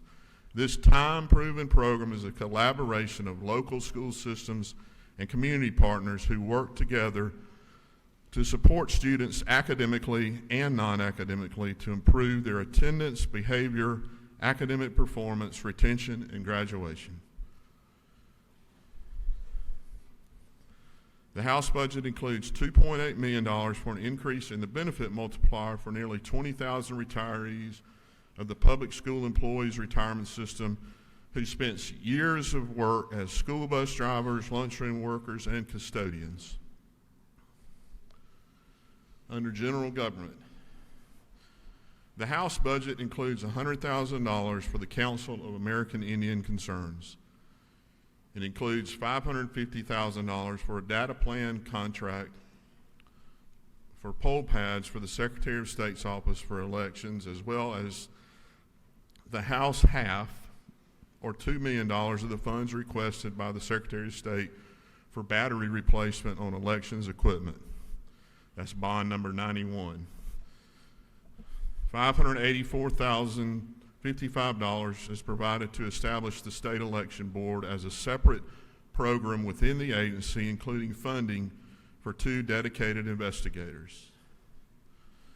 And to address the licensure and complaint volume, the budget also includes $191,915 for 2 analysts and a full-time educator for the Georgia Board of Nursing, as well as $308,959 to provide 5 additional analysts to help with other licensing boards. The House adds an additional $1.4 million to the Georgia Access to Medical Cannabis Commission for positions and operations associated with the Commission's expanding enforcement and regulation duties. The Department of Driver Services receives over $2.3 million to target high turnover at certain customer service centers. Now in health. Numerous Medicaid rate increases are included in the House budget, further supporting healthcare providers. These include additional support for providers of primary care and OBGYN, home and community-based services, EMS, and speech and audiology therapy that totals $35 million. The House budget includes $2.8 million in Medicaid to provide adult basic dental services. Currently, the state only provides for emergency dental services. That's a program near and dear to Chairman Houston. The House provides substantial additional support for graduate medical education in Georgia, including a total of $5.2 million for residencies and fellowships, $2.8 million for hospitals in Southwest Georgia starting up new residency programs, and $3.4 million to support loan repayment for providers practicing in rural areas and educating future providers. The House is building on previous work done by this chamber by adding 3 new federally qualified health centers, including 1 in primary care, 1 in behavioral health, and 1 school-based health center. Further additional funding is put in to support charity clinics statewide, as well as additional $500 for Mercy Care Atlanta to support more patients after the closure of Atlanta Medical Center. This budget continues to support the state's public-private partnerships with both Mercer and Morehouse Schools of Medicine to help ensure an adequate supply of physicians in Georgia. The budget continues to plan for funding a portion of Mercer's medical school campus in Columbus, and for Morehouse School of Medicine, $1.5 million is going to support expanding the medical school class size, as well as another $240,000 to help start a rural OBGYN program. Additionally, previously funded psychiatric slots are being moved to leverage more federal dollars. In public health, the House is providing $363,675 in new funds to continue the support of the Sickle Cell Foundation for a total investment of $1.4 million in FY24 and $50,000 in new funds for the Council on Lupus Education and Awareness for increased research, education, and services.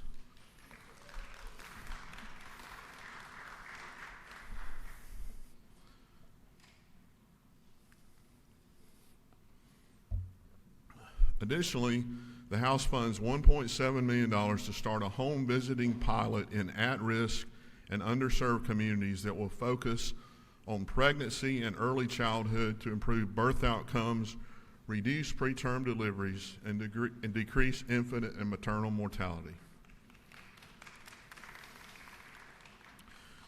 Now in higher ed, the House includes more than $2 million in the Ag Experiment Station and Cooperative Extension in the Board of Regents for additions that support the ag industry, including 5 positions at the demonstration farm in Perry, 3 faculty positions to serve peach and citrus industries, a vertical farming greenhouse planning study, 3 research technicians positions to support peanut breeding, and funds for 7 additional extension agents. It seems like I should say in a partridge in a pear tree, but no offense there. Maybe I should have said in a peach tree. $1.4 million is provided to expand the K-12 Rural Georgia Computer Science Pilot Program, and $775,000 to expand the Archway Partnership into 5 additional communities.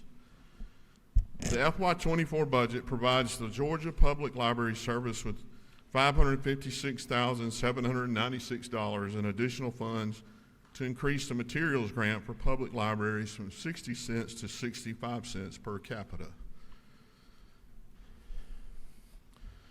The Georgia Commission on the Holocaust receives $344,500 in the House version of the budget for operations of the Anne Frank Holocaust Education Center. Supporting this center and the new exhibit was important to a number of you, and I'm glad we could include it in the FY24 budget. There's $8.2 million in TCSG to implement year 1 of a 3-year plan for increased credit hour earnings for aviation, CDL, and nursing to reflect the high-cost nature of providing these programs. I've heard from a number of you who recognize the important role that your technical colleges play in providing a skilled workforce, and this plan acknowledges the additional funding needed to deliver these programs. In the Georgia Student Finance Commission, the agency is instructed to utilize reserve funds to increase the Tuition Equalization Grant, or TEG award, amount from $900 to $1,000. Tuition equalization grants are provided to eligible Georgia students attending private institutions throughout the state and were awarded to over 24,000 students in 2022.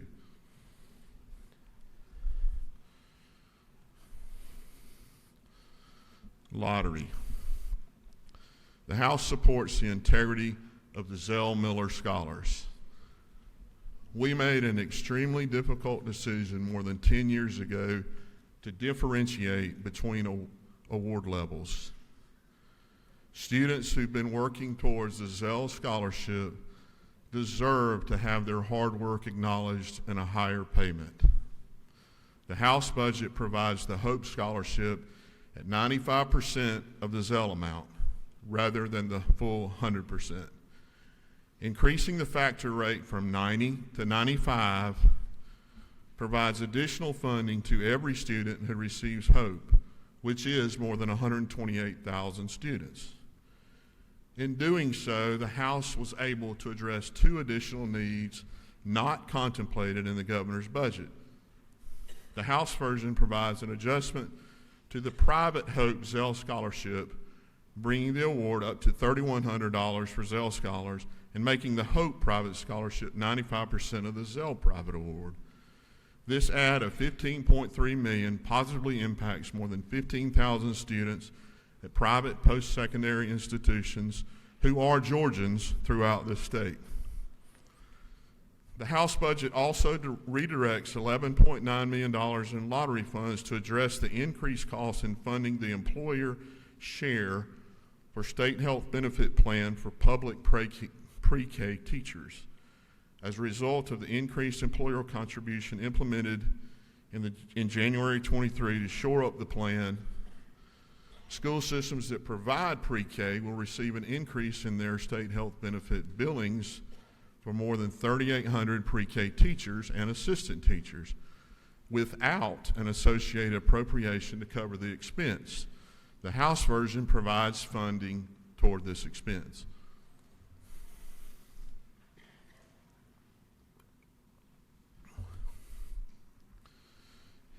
Human Services. Now, y'all need to hear this one.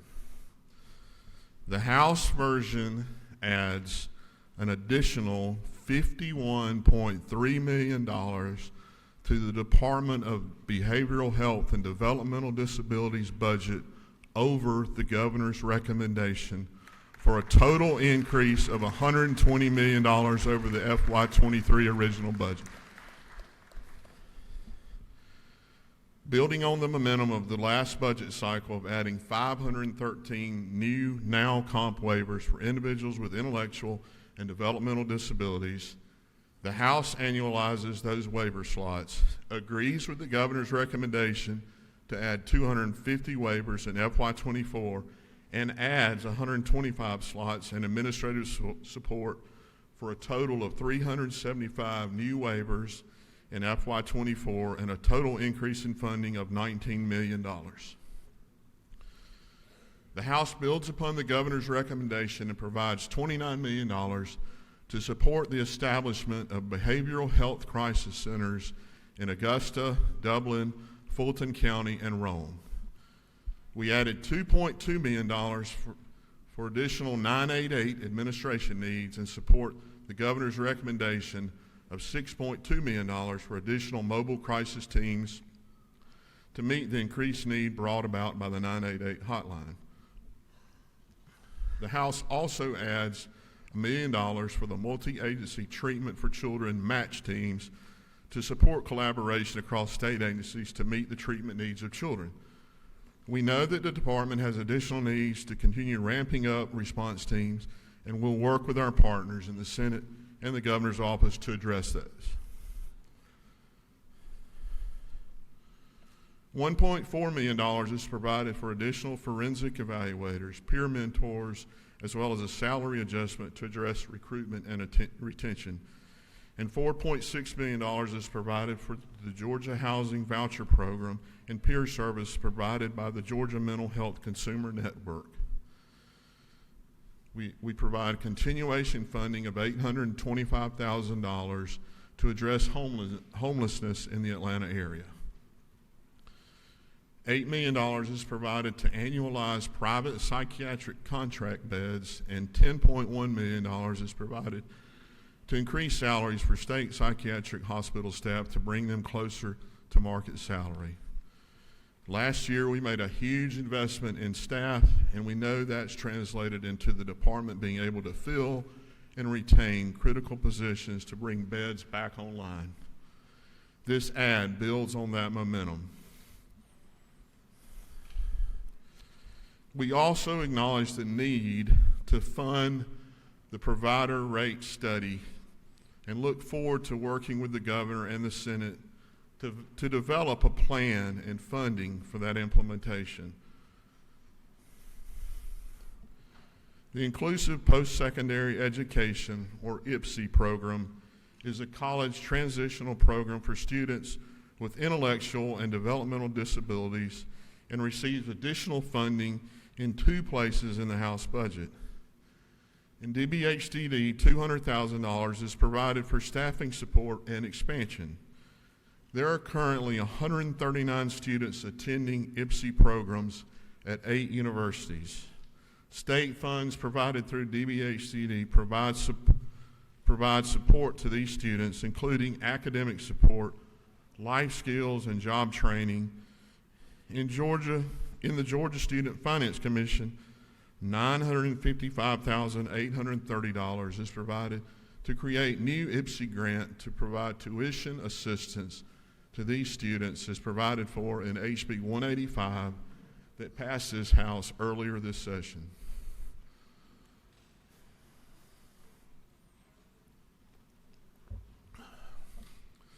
The Department of Human Services has appropriated $6.8 million for services for older Georgians, including enhanced capacity for the long-term care ombudsman program, respite care programs for Alzheimer's disease and related dementias, and over 2,500 slots for non-Medicaid home and community-based services. This House adds $11 million to fully fund the department's staffing needs for the unwinding of Medicaid. In the transportation budget, $20.1 million is included in the local maintenance and improvement grants, LMIG, to phase in the percent of motor fuel funds appropriated to LMIG from 10% to 15% over a 5-year period. LMIG is currently funded at $200 million and can increase to $300 million in the next 5 years to address maintenance on local roads. In closing, I'd like to acknowledge all the hard work that's gotten us to this point on the floor. Our subcommittees and chairs spent hours meeting and listening to testimony from agencies, advocates, and constituents, and making thoughtful recommendations about what to include in this House version of the budget. Thank you. I'd like to also recognize this budget staff who help and craft this budget during the day, but continue the work long after we've all gone home.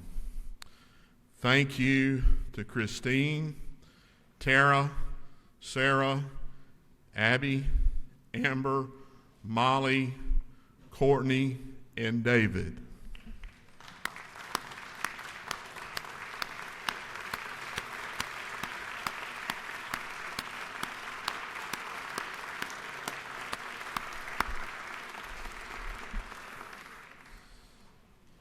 And I saved the best for last. Thank you to Ashley Newton in my office, who keeps me straight.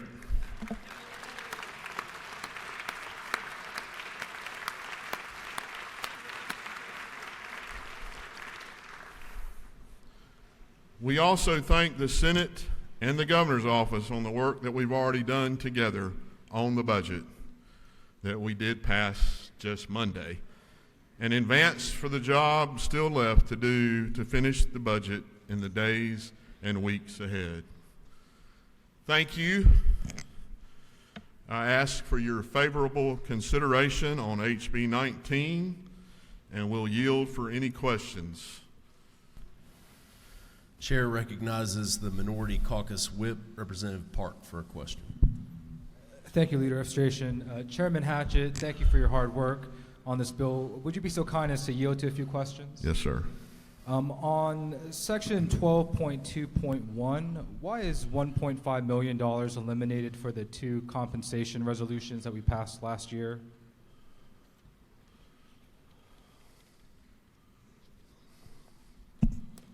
That's 12.2.1. I think the answer to that is that those have not been funded as of yet. I'm looking for a little.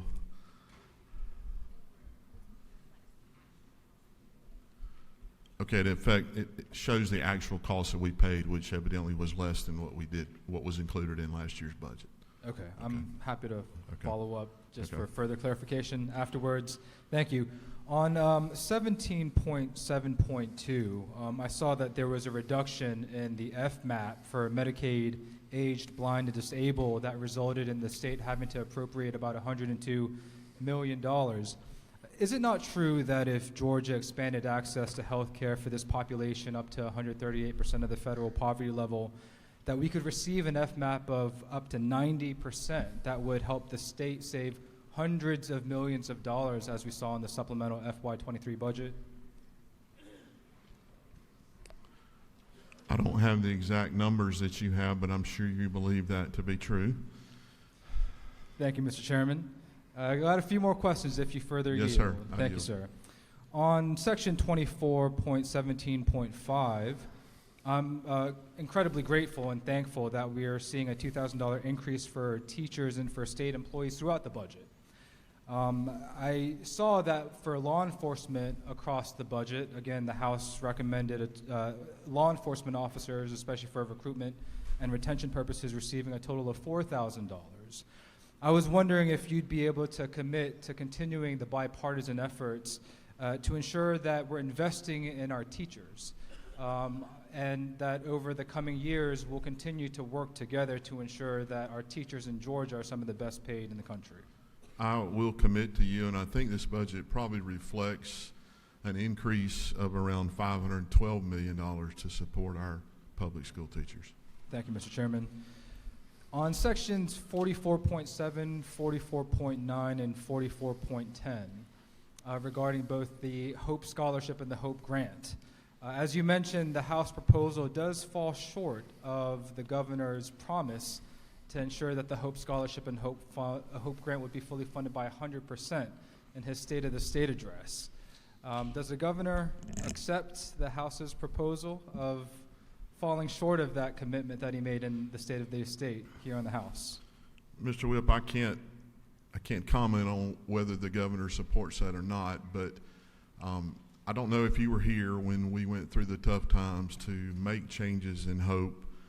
I was, and it was, it was running out of money. The fund was running out of money, and we had to make hard decisions. And the decisions at the time was that we would still continue to support those students that have shown exceptional work in high school, and to award them with the 100% that it was at the present time, and that you would still receive Hope Awards as a regular Hope recipient at a lower level. So this is an increase from 90 to 95, and I hope that we can, it's my hope that we can continue to allow those that have worked exceptionally hard to receive some sort of a reward for what they've done. Thank you. Does the chairman yield for one final question? I'll yield.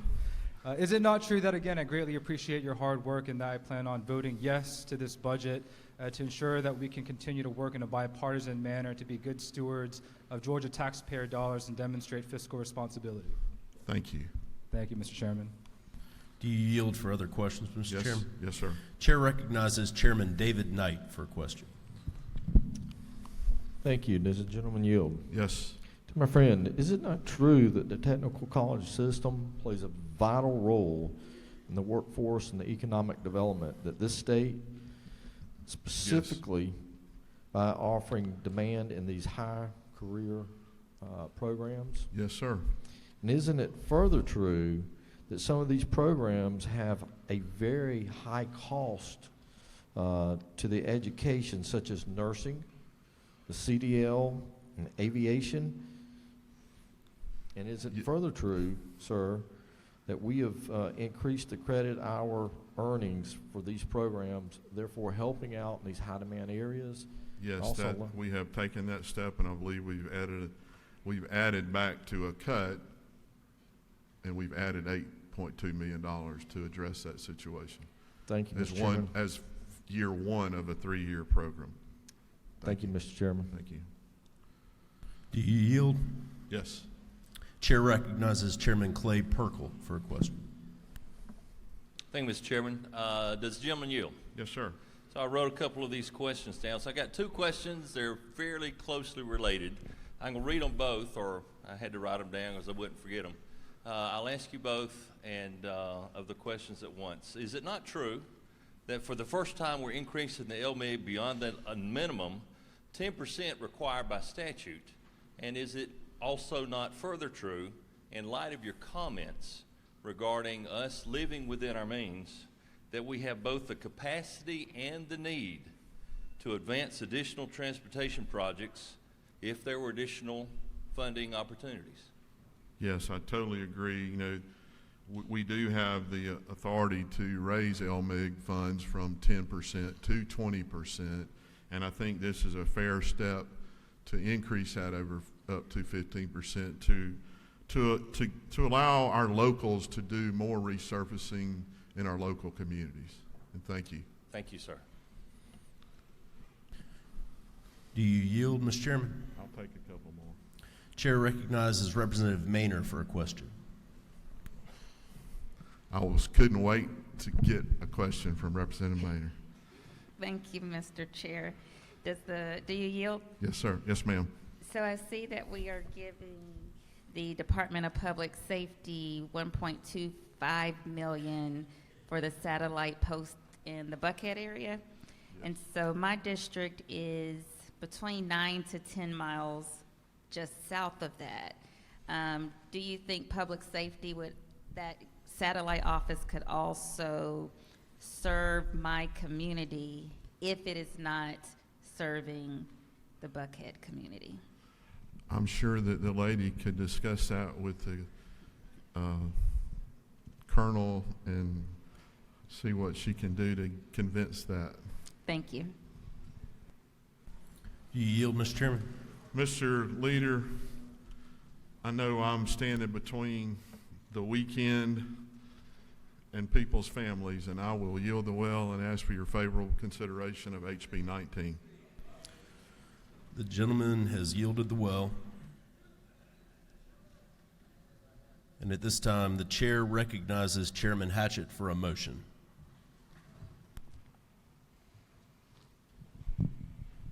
Mr. Chair, I move that House Bill 19 do pass by committee substitute.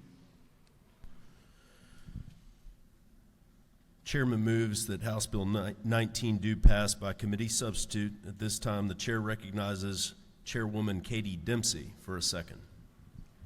Mr. Chairman, I rise to second the passage of HB 19, crafted with fidelity and rich with opportunity for Georgians all across our state. Chairwoman Dempsey seconds the motion.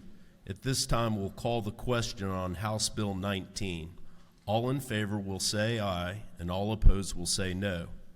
This time, all in favor signify by saying aye. All opposed say no. The ayes have it, and House Bill 19 passes by committee substitute. This time, the chair recognizes the gentleman from the 155th District, Chairman Matt Hatchett. Mr. Chair, as chairman of the committee of the whole House, you're instructed to report the action of the committee of the whole House to the House.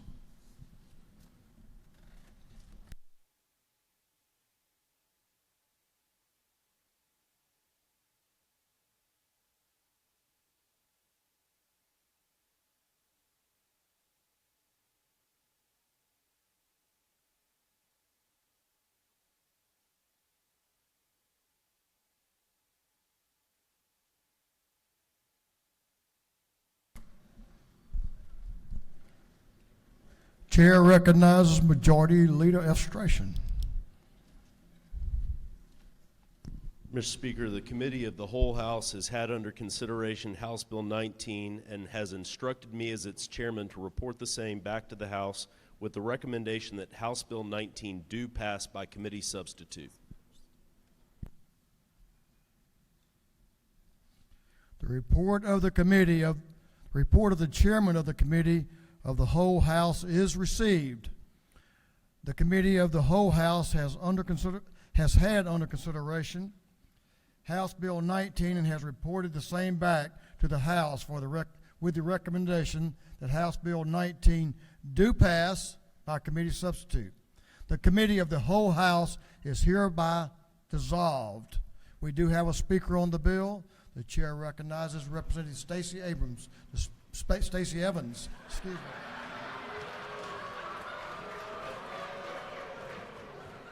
That was a Freudian slip, wasn't it? Sorry about that. I know y'all know each other well. Thank you, Mr. Speaker. It's happened before, and it'll happen again. It's all good, my friend Stacey Abrams. Not by me. Thank you again, Mr. Speaker, and ladies and gentlemen. Let me start by saying I am going to be voting yes on this budget. Let me also recognize that it's Thursday afternoon and some of y'all have a ways to drive. But some things are too important not to bring to light. Let me also acknowledge that I am thrilled that we are increasing the award for the regular Hope Grant and the regular Hope Scholarship from 90% to 95%. That is good, and that's why I will be voting yes. But I want us to recognize what we're doing and what we could do in the hopes that those who ultimately end up on the eventual conference committee or our friends across the hall or the governor's office will take to heart when considering what ultimately comes before us at the end of this session. When this session started and the governor made his recommendation to move Hope grants and scholarships to 100%, I came to this well and I said, thank you. This whole house stood up and clapped. We had not fully funded the Hope Grant or the Hope Scholarship since 2011, and that was a big deal. The difference from what the governor has recommended and what is in this budget that we're going to vote on today is $26 million. $26 million is a lot of money. Anytime you've got $1 million on the end of something, that's real money. But we've got to put it in perspective. The difference for the scholarship is $25 million. The difference for the grant, which goes to our students who attend our technical college system, is $1.3 million. $1.3 million that we are withholding. $25 million that we're withholding from the scholarships. Now, my friend Chairman Hatchett said that money doesn't always go as far as you think it should, and sometimes that's true, but not here. We have the money to return the full promise of hope to all of our Hope Scholars, not just those with a 1200 SAT score.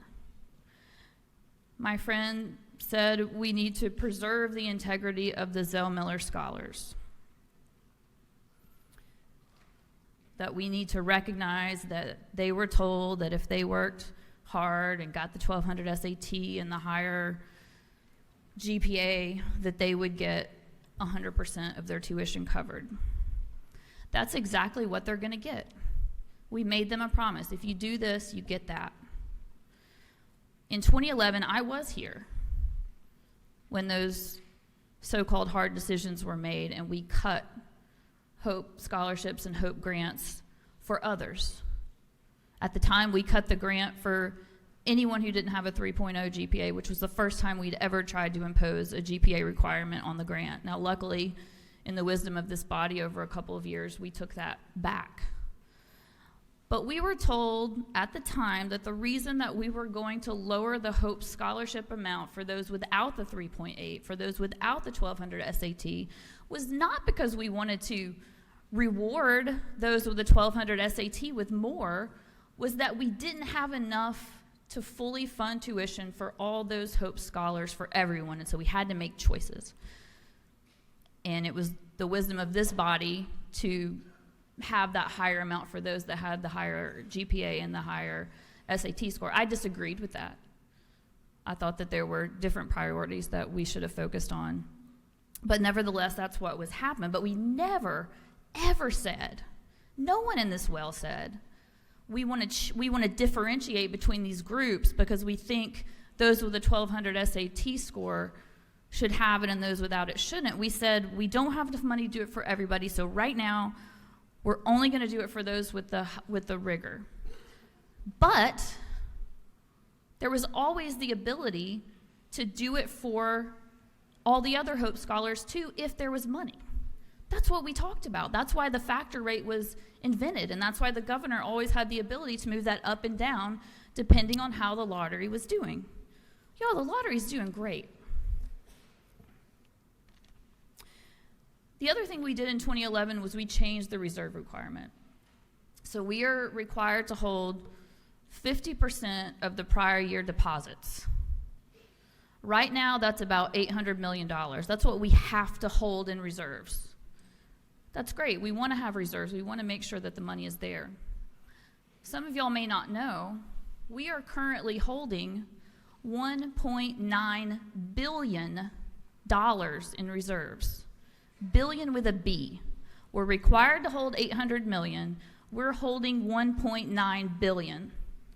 That means we're holding $1.1 billion more than the law requires.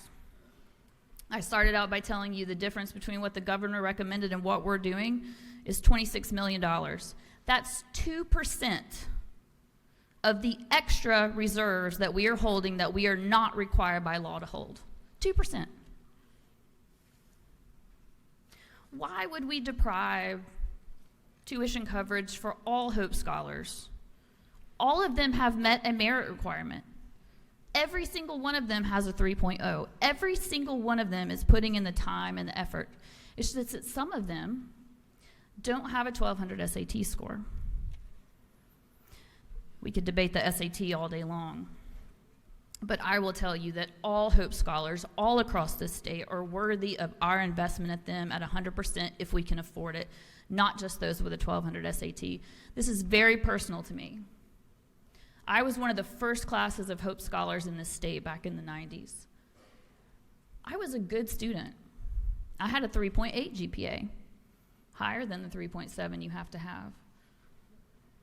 This is the second time, at least, in this well that I've talked about my SAT score. I barely had 1,000 on the SAT. Not because I wasn't smart, not because I didn't work hard. There are just some things that come out in these tests that those that grow up in poor households or those like me that grew up in households without college graduates, it's just different. We test different. It doesn't mean we're not going to get to college and kill it. Because, ladies and gentlemen, I did. I was worthy of my state's investment, and there are kids all across this state that are worthy of this investment. And I'll tell you, those kids that don't have the 1200 SAT, they're more likely to come from households where they're going to be the first person in their family to go to college. They're more likely to come from household incomes less than $40,000 in income. They're more likely to come from the rural parts of our state, ladies and gentlemen. They are worthy.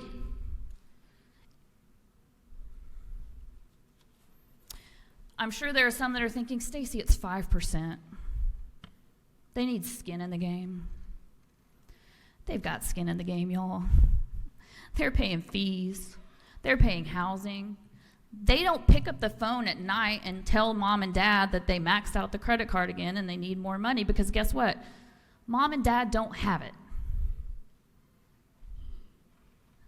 If you don't have a lot, 5% is a lot. If it's $300, if it's $500 and you don't have it, it might as well be $1 million. We have $1.1 billion that we don't have to hold. And we are going to deprive the students of this state that have earned hope because we want to treat the Zell Miller Scholars a little bit better. Let me talk a little bit about integrity. In 2011, when we made those changes, when we changed, just to recap, before the changes in 2011, if you had a 3.0 GPA, you got 100% of your tuition and your fees covered at Georgia public colleges and universities. We changed the law that said that to say, if you have a 3.7 and you have a 1200 SAT, now you're going to have full tuition, but everyone else will have 1% and we'll let you know. There were some of us here at the time that obviously didn't want this to happen at all, but begged. At least can we grandfather in the students that are in high school now, the students that have been told their entire academic careers that if you have a 3.0, your tuition is going to be covered. Or even if we can't do it for the kids that are in high school, can we at least do it for the students that have already started college, that are in their freshman year, sophomore year, junior or senior year, where we've said, if you do this, we're going to cover you? No. That, ladies and gentlemen, was a broken promise. Again, we never promised these Zell Miller kids, you're going to get more. All we ever promised them was, if you meet these rigor requirements, you're going to get 100%. And we told the other Hope Scholars that if we had the funds, we would make sure they had it. We never said we're going to treat you different for the sake of treating you different. And that's what we're doing today. So again, I'm voting for this budget because 95% is better than 90. But I hope that those in this body that end up on the conference committee and those across the hall and those in the governor's office will take to heart what I've shared here today. We have the money, and there's no reason not to spend it because, ladies and gentlemen, Georgia did not approve the lottery for the sake of having a lottery. They approved it to support education. There is no benefit to education for piling up $1.1 billion in extra reserves beyond what the law says that we have to hold.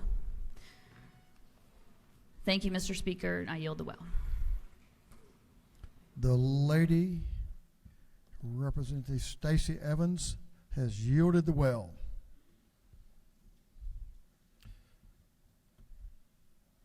Is there any objection to the previous question being ordered? The chair hears none. The previous question is ordered. Is there any objection to agreeing to the report of the committee, which was favorable to the passage of the bill? The chair hears none. The report of the committee is agreed to. Shall this bill now pass? All in favor of the passage of the bill will vote yes. All those opposed will vote no, and the clerk will unlock the machine.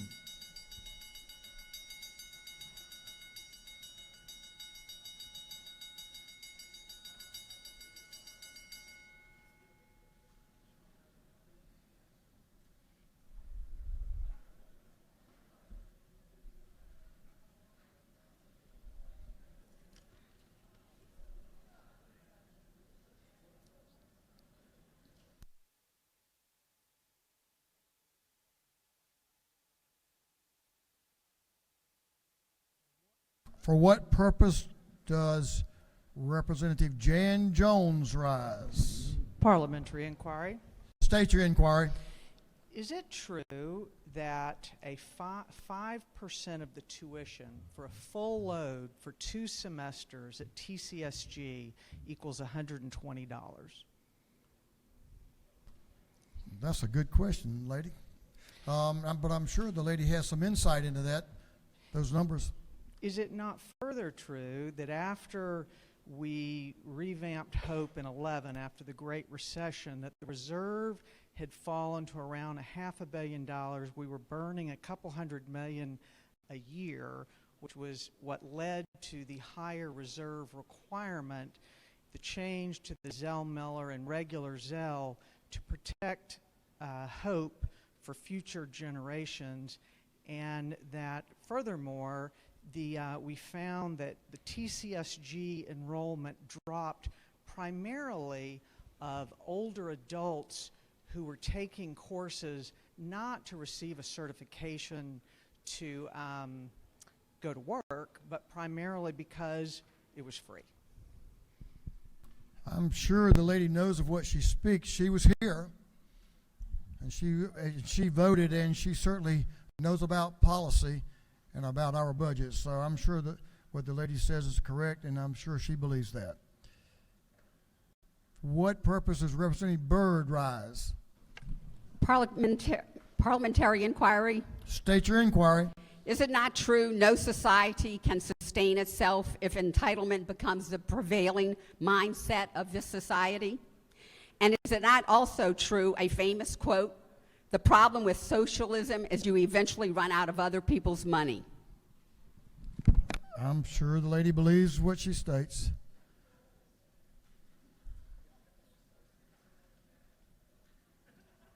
For what purpose does Representative Stacey Evans rise?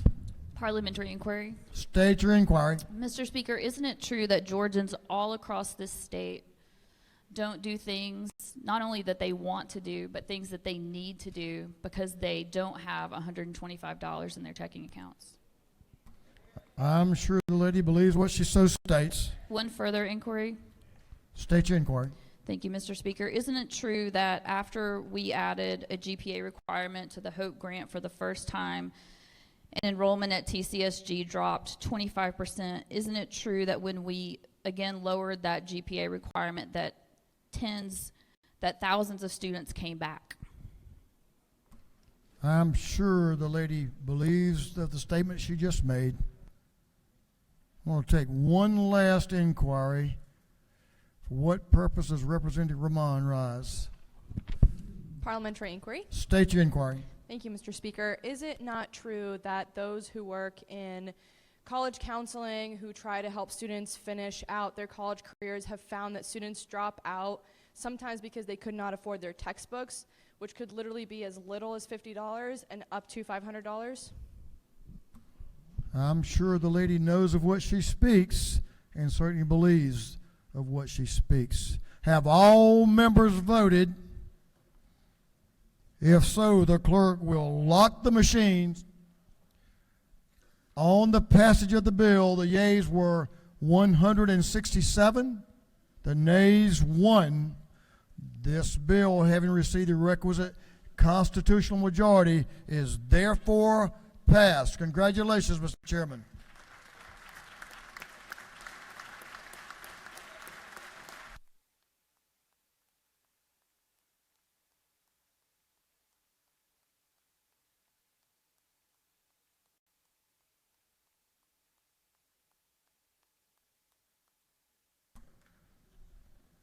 If I may, for all the members of the House, for our House Budget and Research Office, we want to show you our appreciation and tell you how much we appreciate y'all's work. Whether it's on a amended budget or this big budget, I know y'all spend many, many hours working with the committees, with your chairs, and thanks to the chairs of the appropriations, we owe you a debt of gratitude. And to you, Mr. Chairman, it's your first budget. Pretty good one too. You're doing great work, and you've been dedicated for months upon months to do this work, and you are appreciated. Let's show them our appreciation.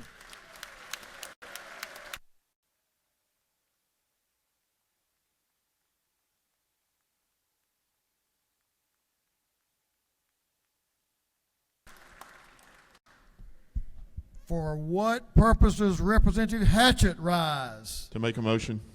State your motion. I move that House Bill 19 be immediately transmitted to the Senate. Representative Hatchett moves that HB 19, House Bill 19, be immediately transmitted to the Senate. Is there objection? Hearing none, it is so ordered.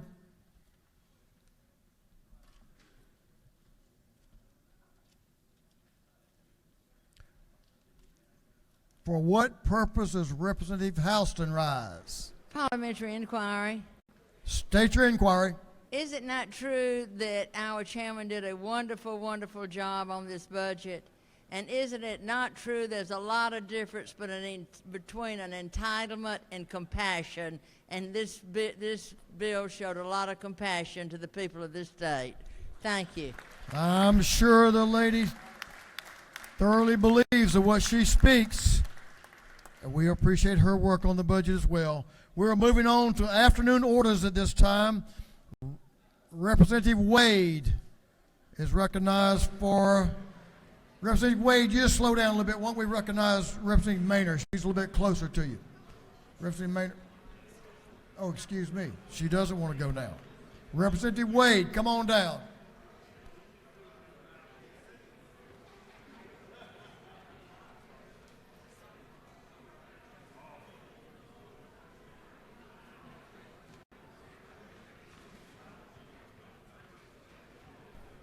Just suspend for just a moment.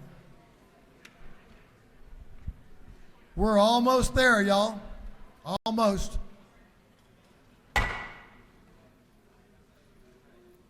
These members want to be heard and deserve to be heard. Representative Wade is recognized for an afternoon order. Good evening, colleagues. I just want to tell you, I want to give you some exciting news about my home community in my district, Lumpkin County, Georgia. We had the great UNG event for the 150th earlier this week. Also, Southern Living has named our little hometown, Dahlonega, Georgia, as Georgia's best small town. So shout out to Dahlonega and Lumpkin County. And then also, I hope you will join me in praying for safety and a championship for 2 years in a row for the Lumpkin County Lady Indians basketball team. They will compete for their second state championship tomorrow, and those are some tough young ladies. I'm very proud of you guys. We'll be hopefully down there with you. Thanks. Thank you, sir. Representative Huddleston is recognized for an afternoon order. Thank you, Mr. Speaker. I'd like to share about a resolution. Basically, it's urging Congress to enact legislation to ensure that spouses of active duty service members are able to obtain the retirement benefits that they have earned by combining vesting services across multiple public pension plans to be allowed. I want to thank Representative Campbell for being part of this as we started. What this does is a lot of the spouses that has traveled around with the active military spouses to basically obtain their retirement that they have put in over the years and all those different opportunities. So, thank you. Good teamwork, Representative Campbell and Representative Huddleston. Representative Dewey McLean, recognized for an afternoon order. Thank you, Mr. Speaker. I kind of hope I can get all my Gwinnett House delegation to join me this because it's a special day for us in the House. Thank you. Here we go. Friends. Yes, all my friends. You know, it's great for us to have our chair lady, our chairwoman from Gwinnett County, Nicole Henderson, in the house. If y'all get up and show her what we call a house warm welcome. I want you to know she came down from Gwinnett, and we do appreciate her. Thank you for all you do for Gwinnett, Madam Chair. Thank you. Thank you, Representative McLean. Thank you, Mr. Speaker.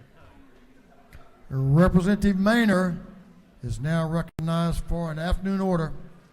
Thank you, Mr. Speaker. I would like to acknowledge Keith Dobbins. He's the Executive Director of the African American Wellness Institute of Atlanta, as well as Kenny Hampton, the President, Patrick McNeil, the National Director, and John Gregory, the President of the National Center for Urban Solutions.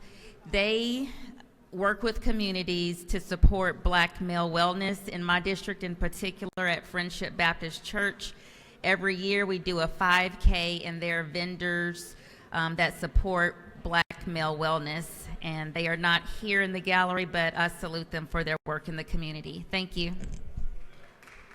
Congratulations. All right, members, we have one more.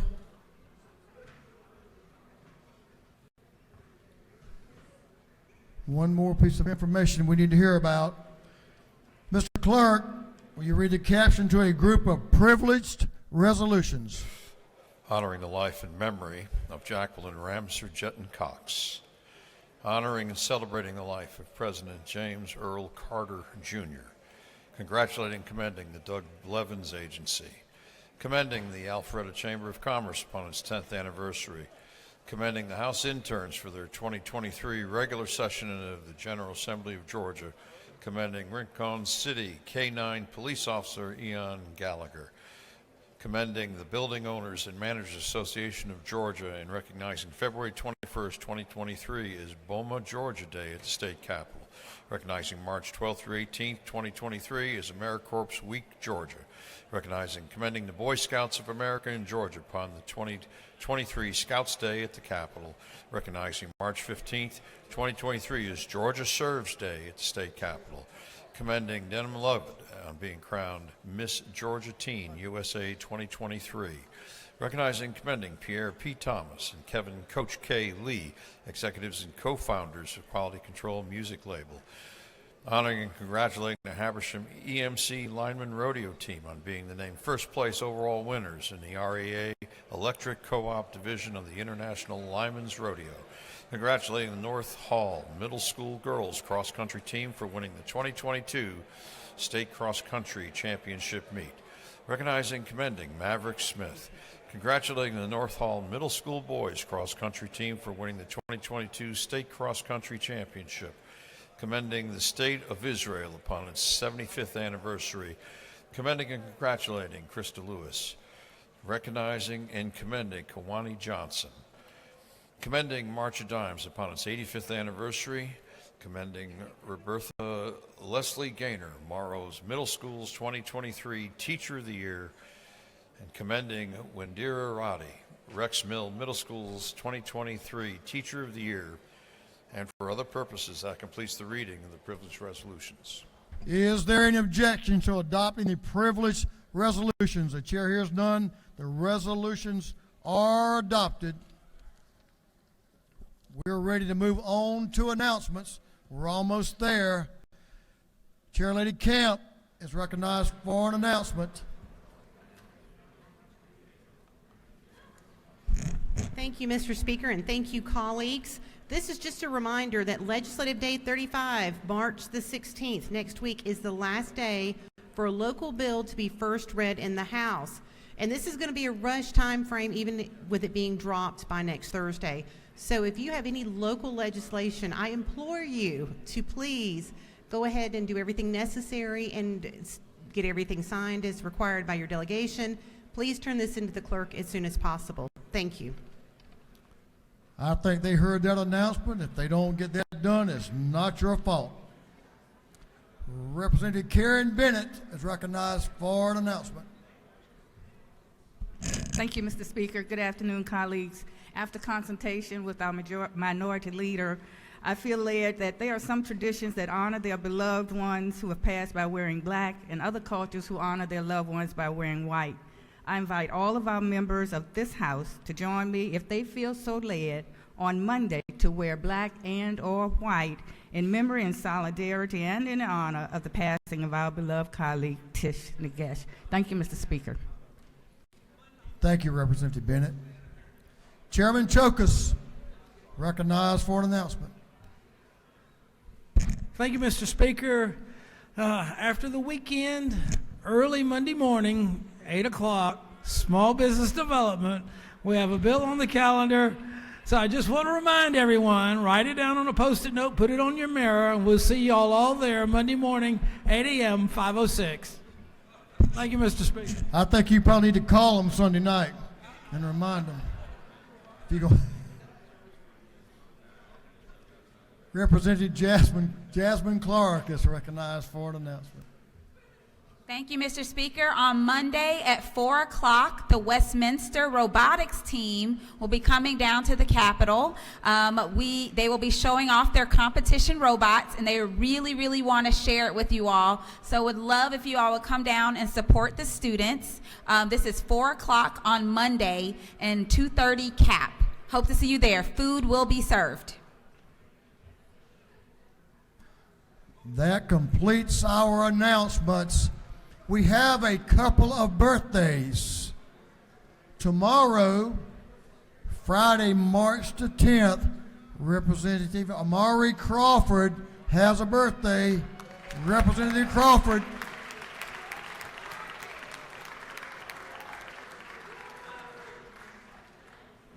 Now we have a really good birthday today. Really good. Chairman of the Rules Committee, Representative Chairman from Columbus, Richard Smith, is 39 years young today. Thank you, Mr. Chairman. If you have a page, they're still with us, so we invite you to come down, come up front as soon as we adjourn so we can have page photos. The majority leader of this House is recognized for a motion. Thank you, Mr. Speaker. I move that this House stand adjourned until 10 a.m. on Monday, March 13th, 2023. On the motion of the majority leader that this House stand adjourned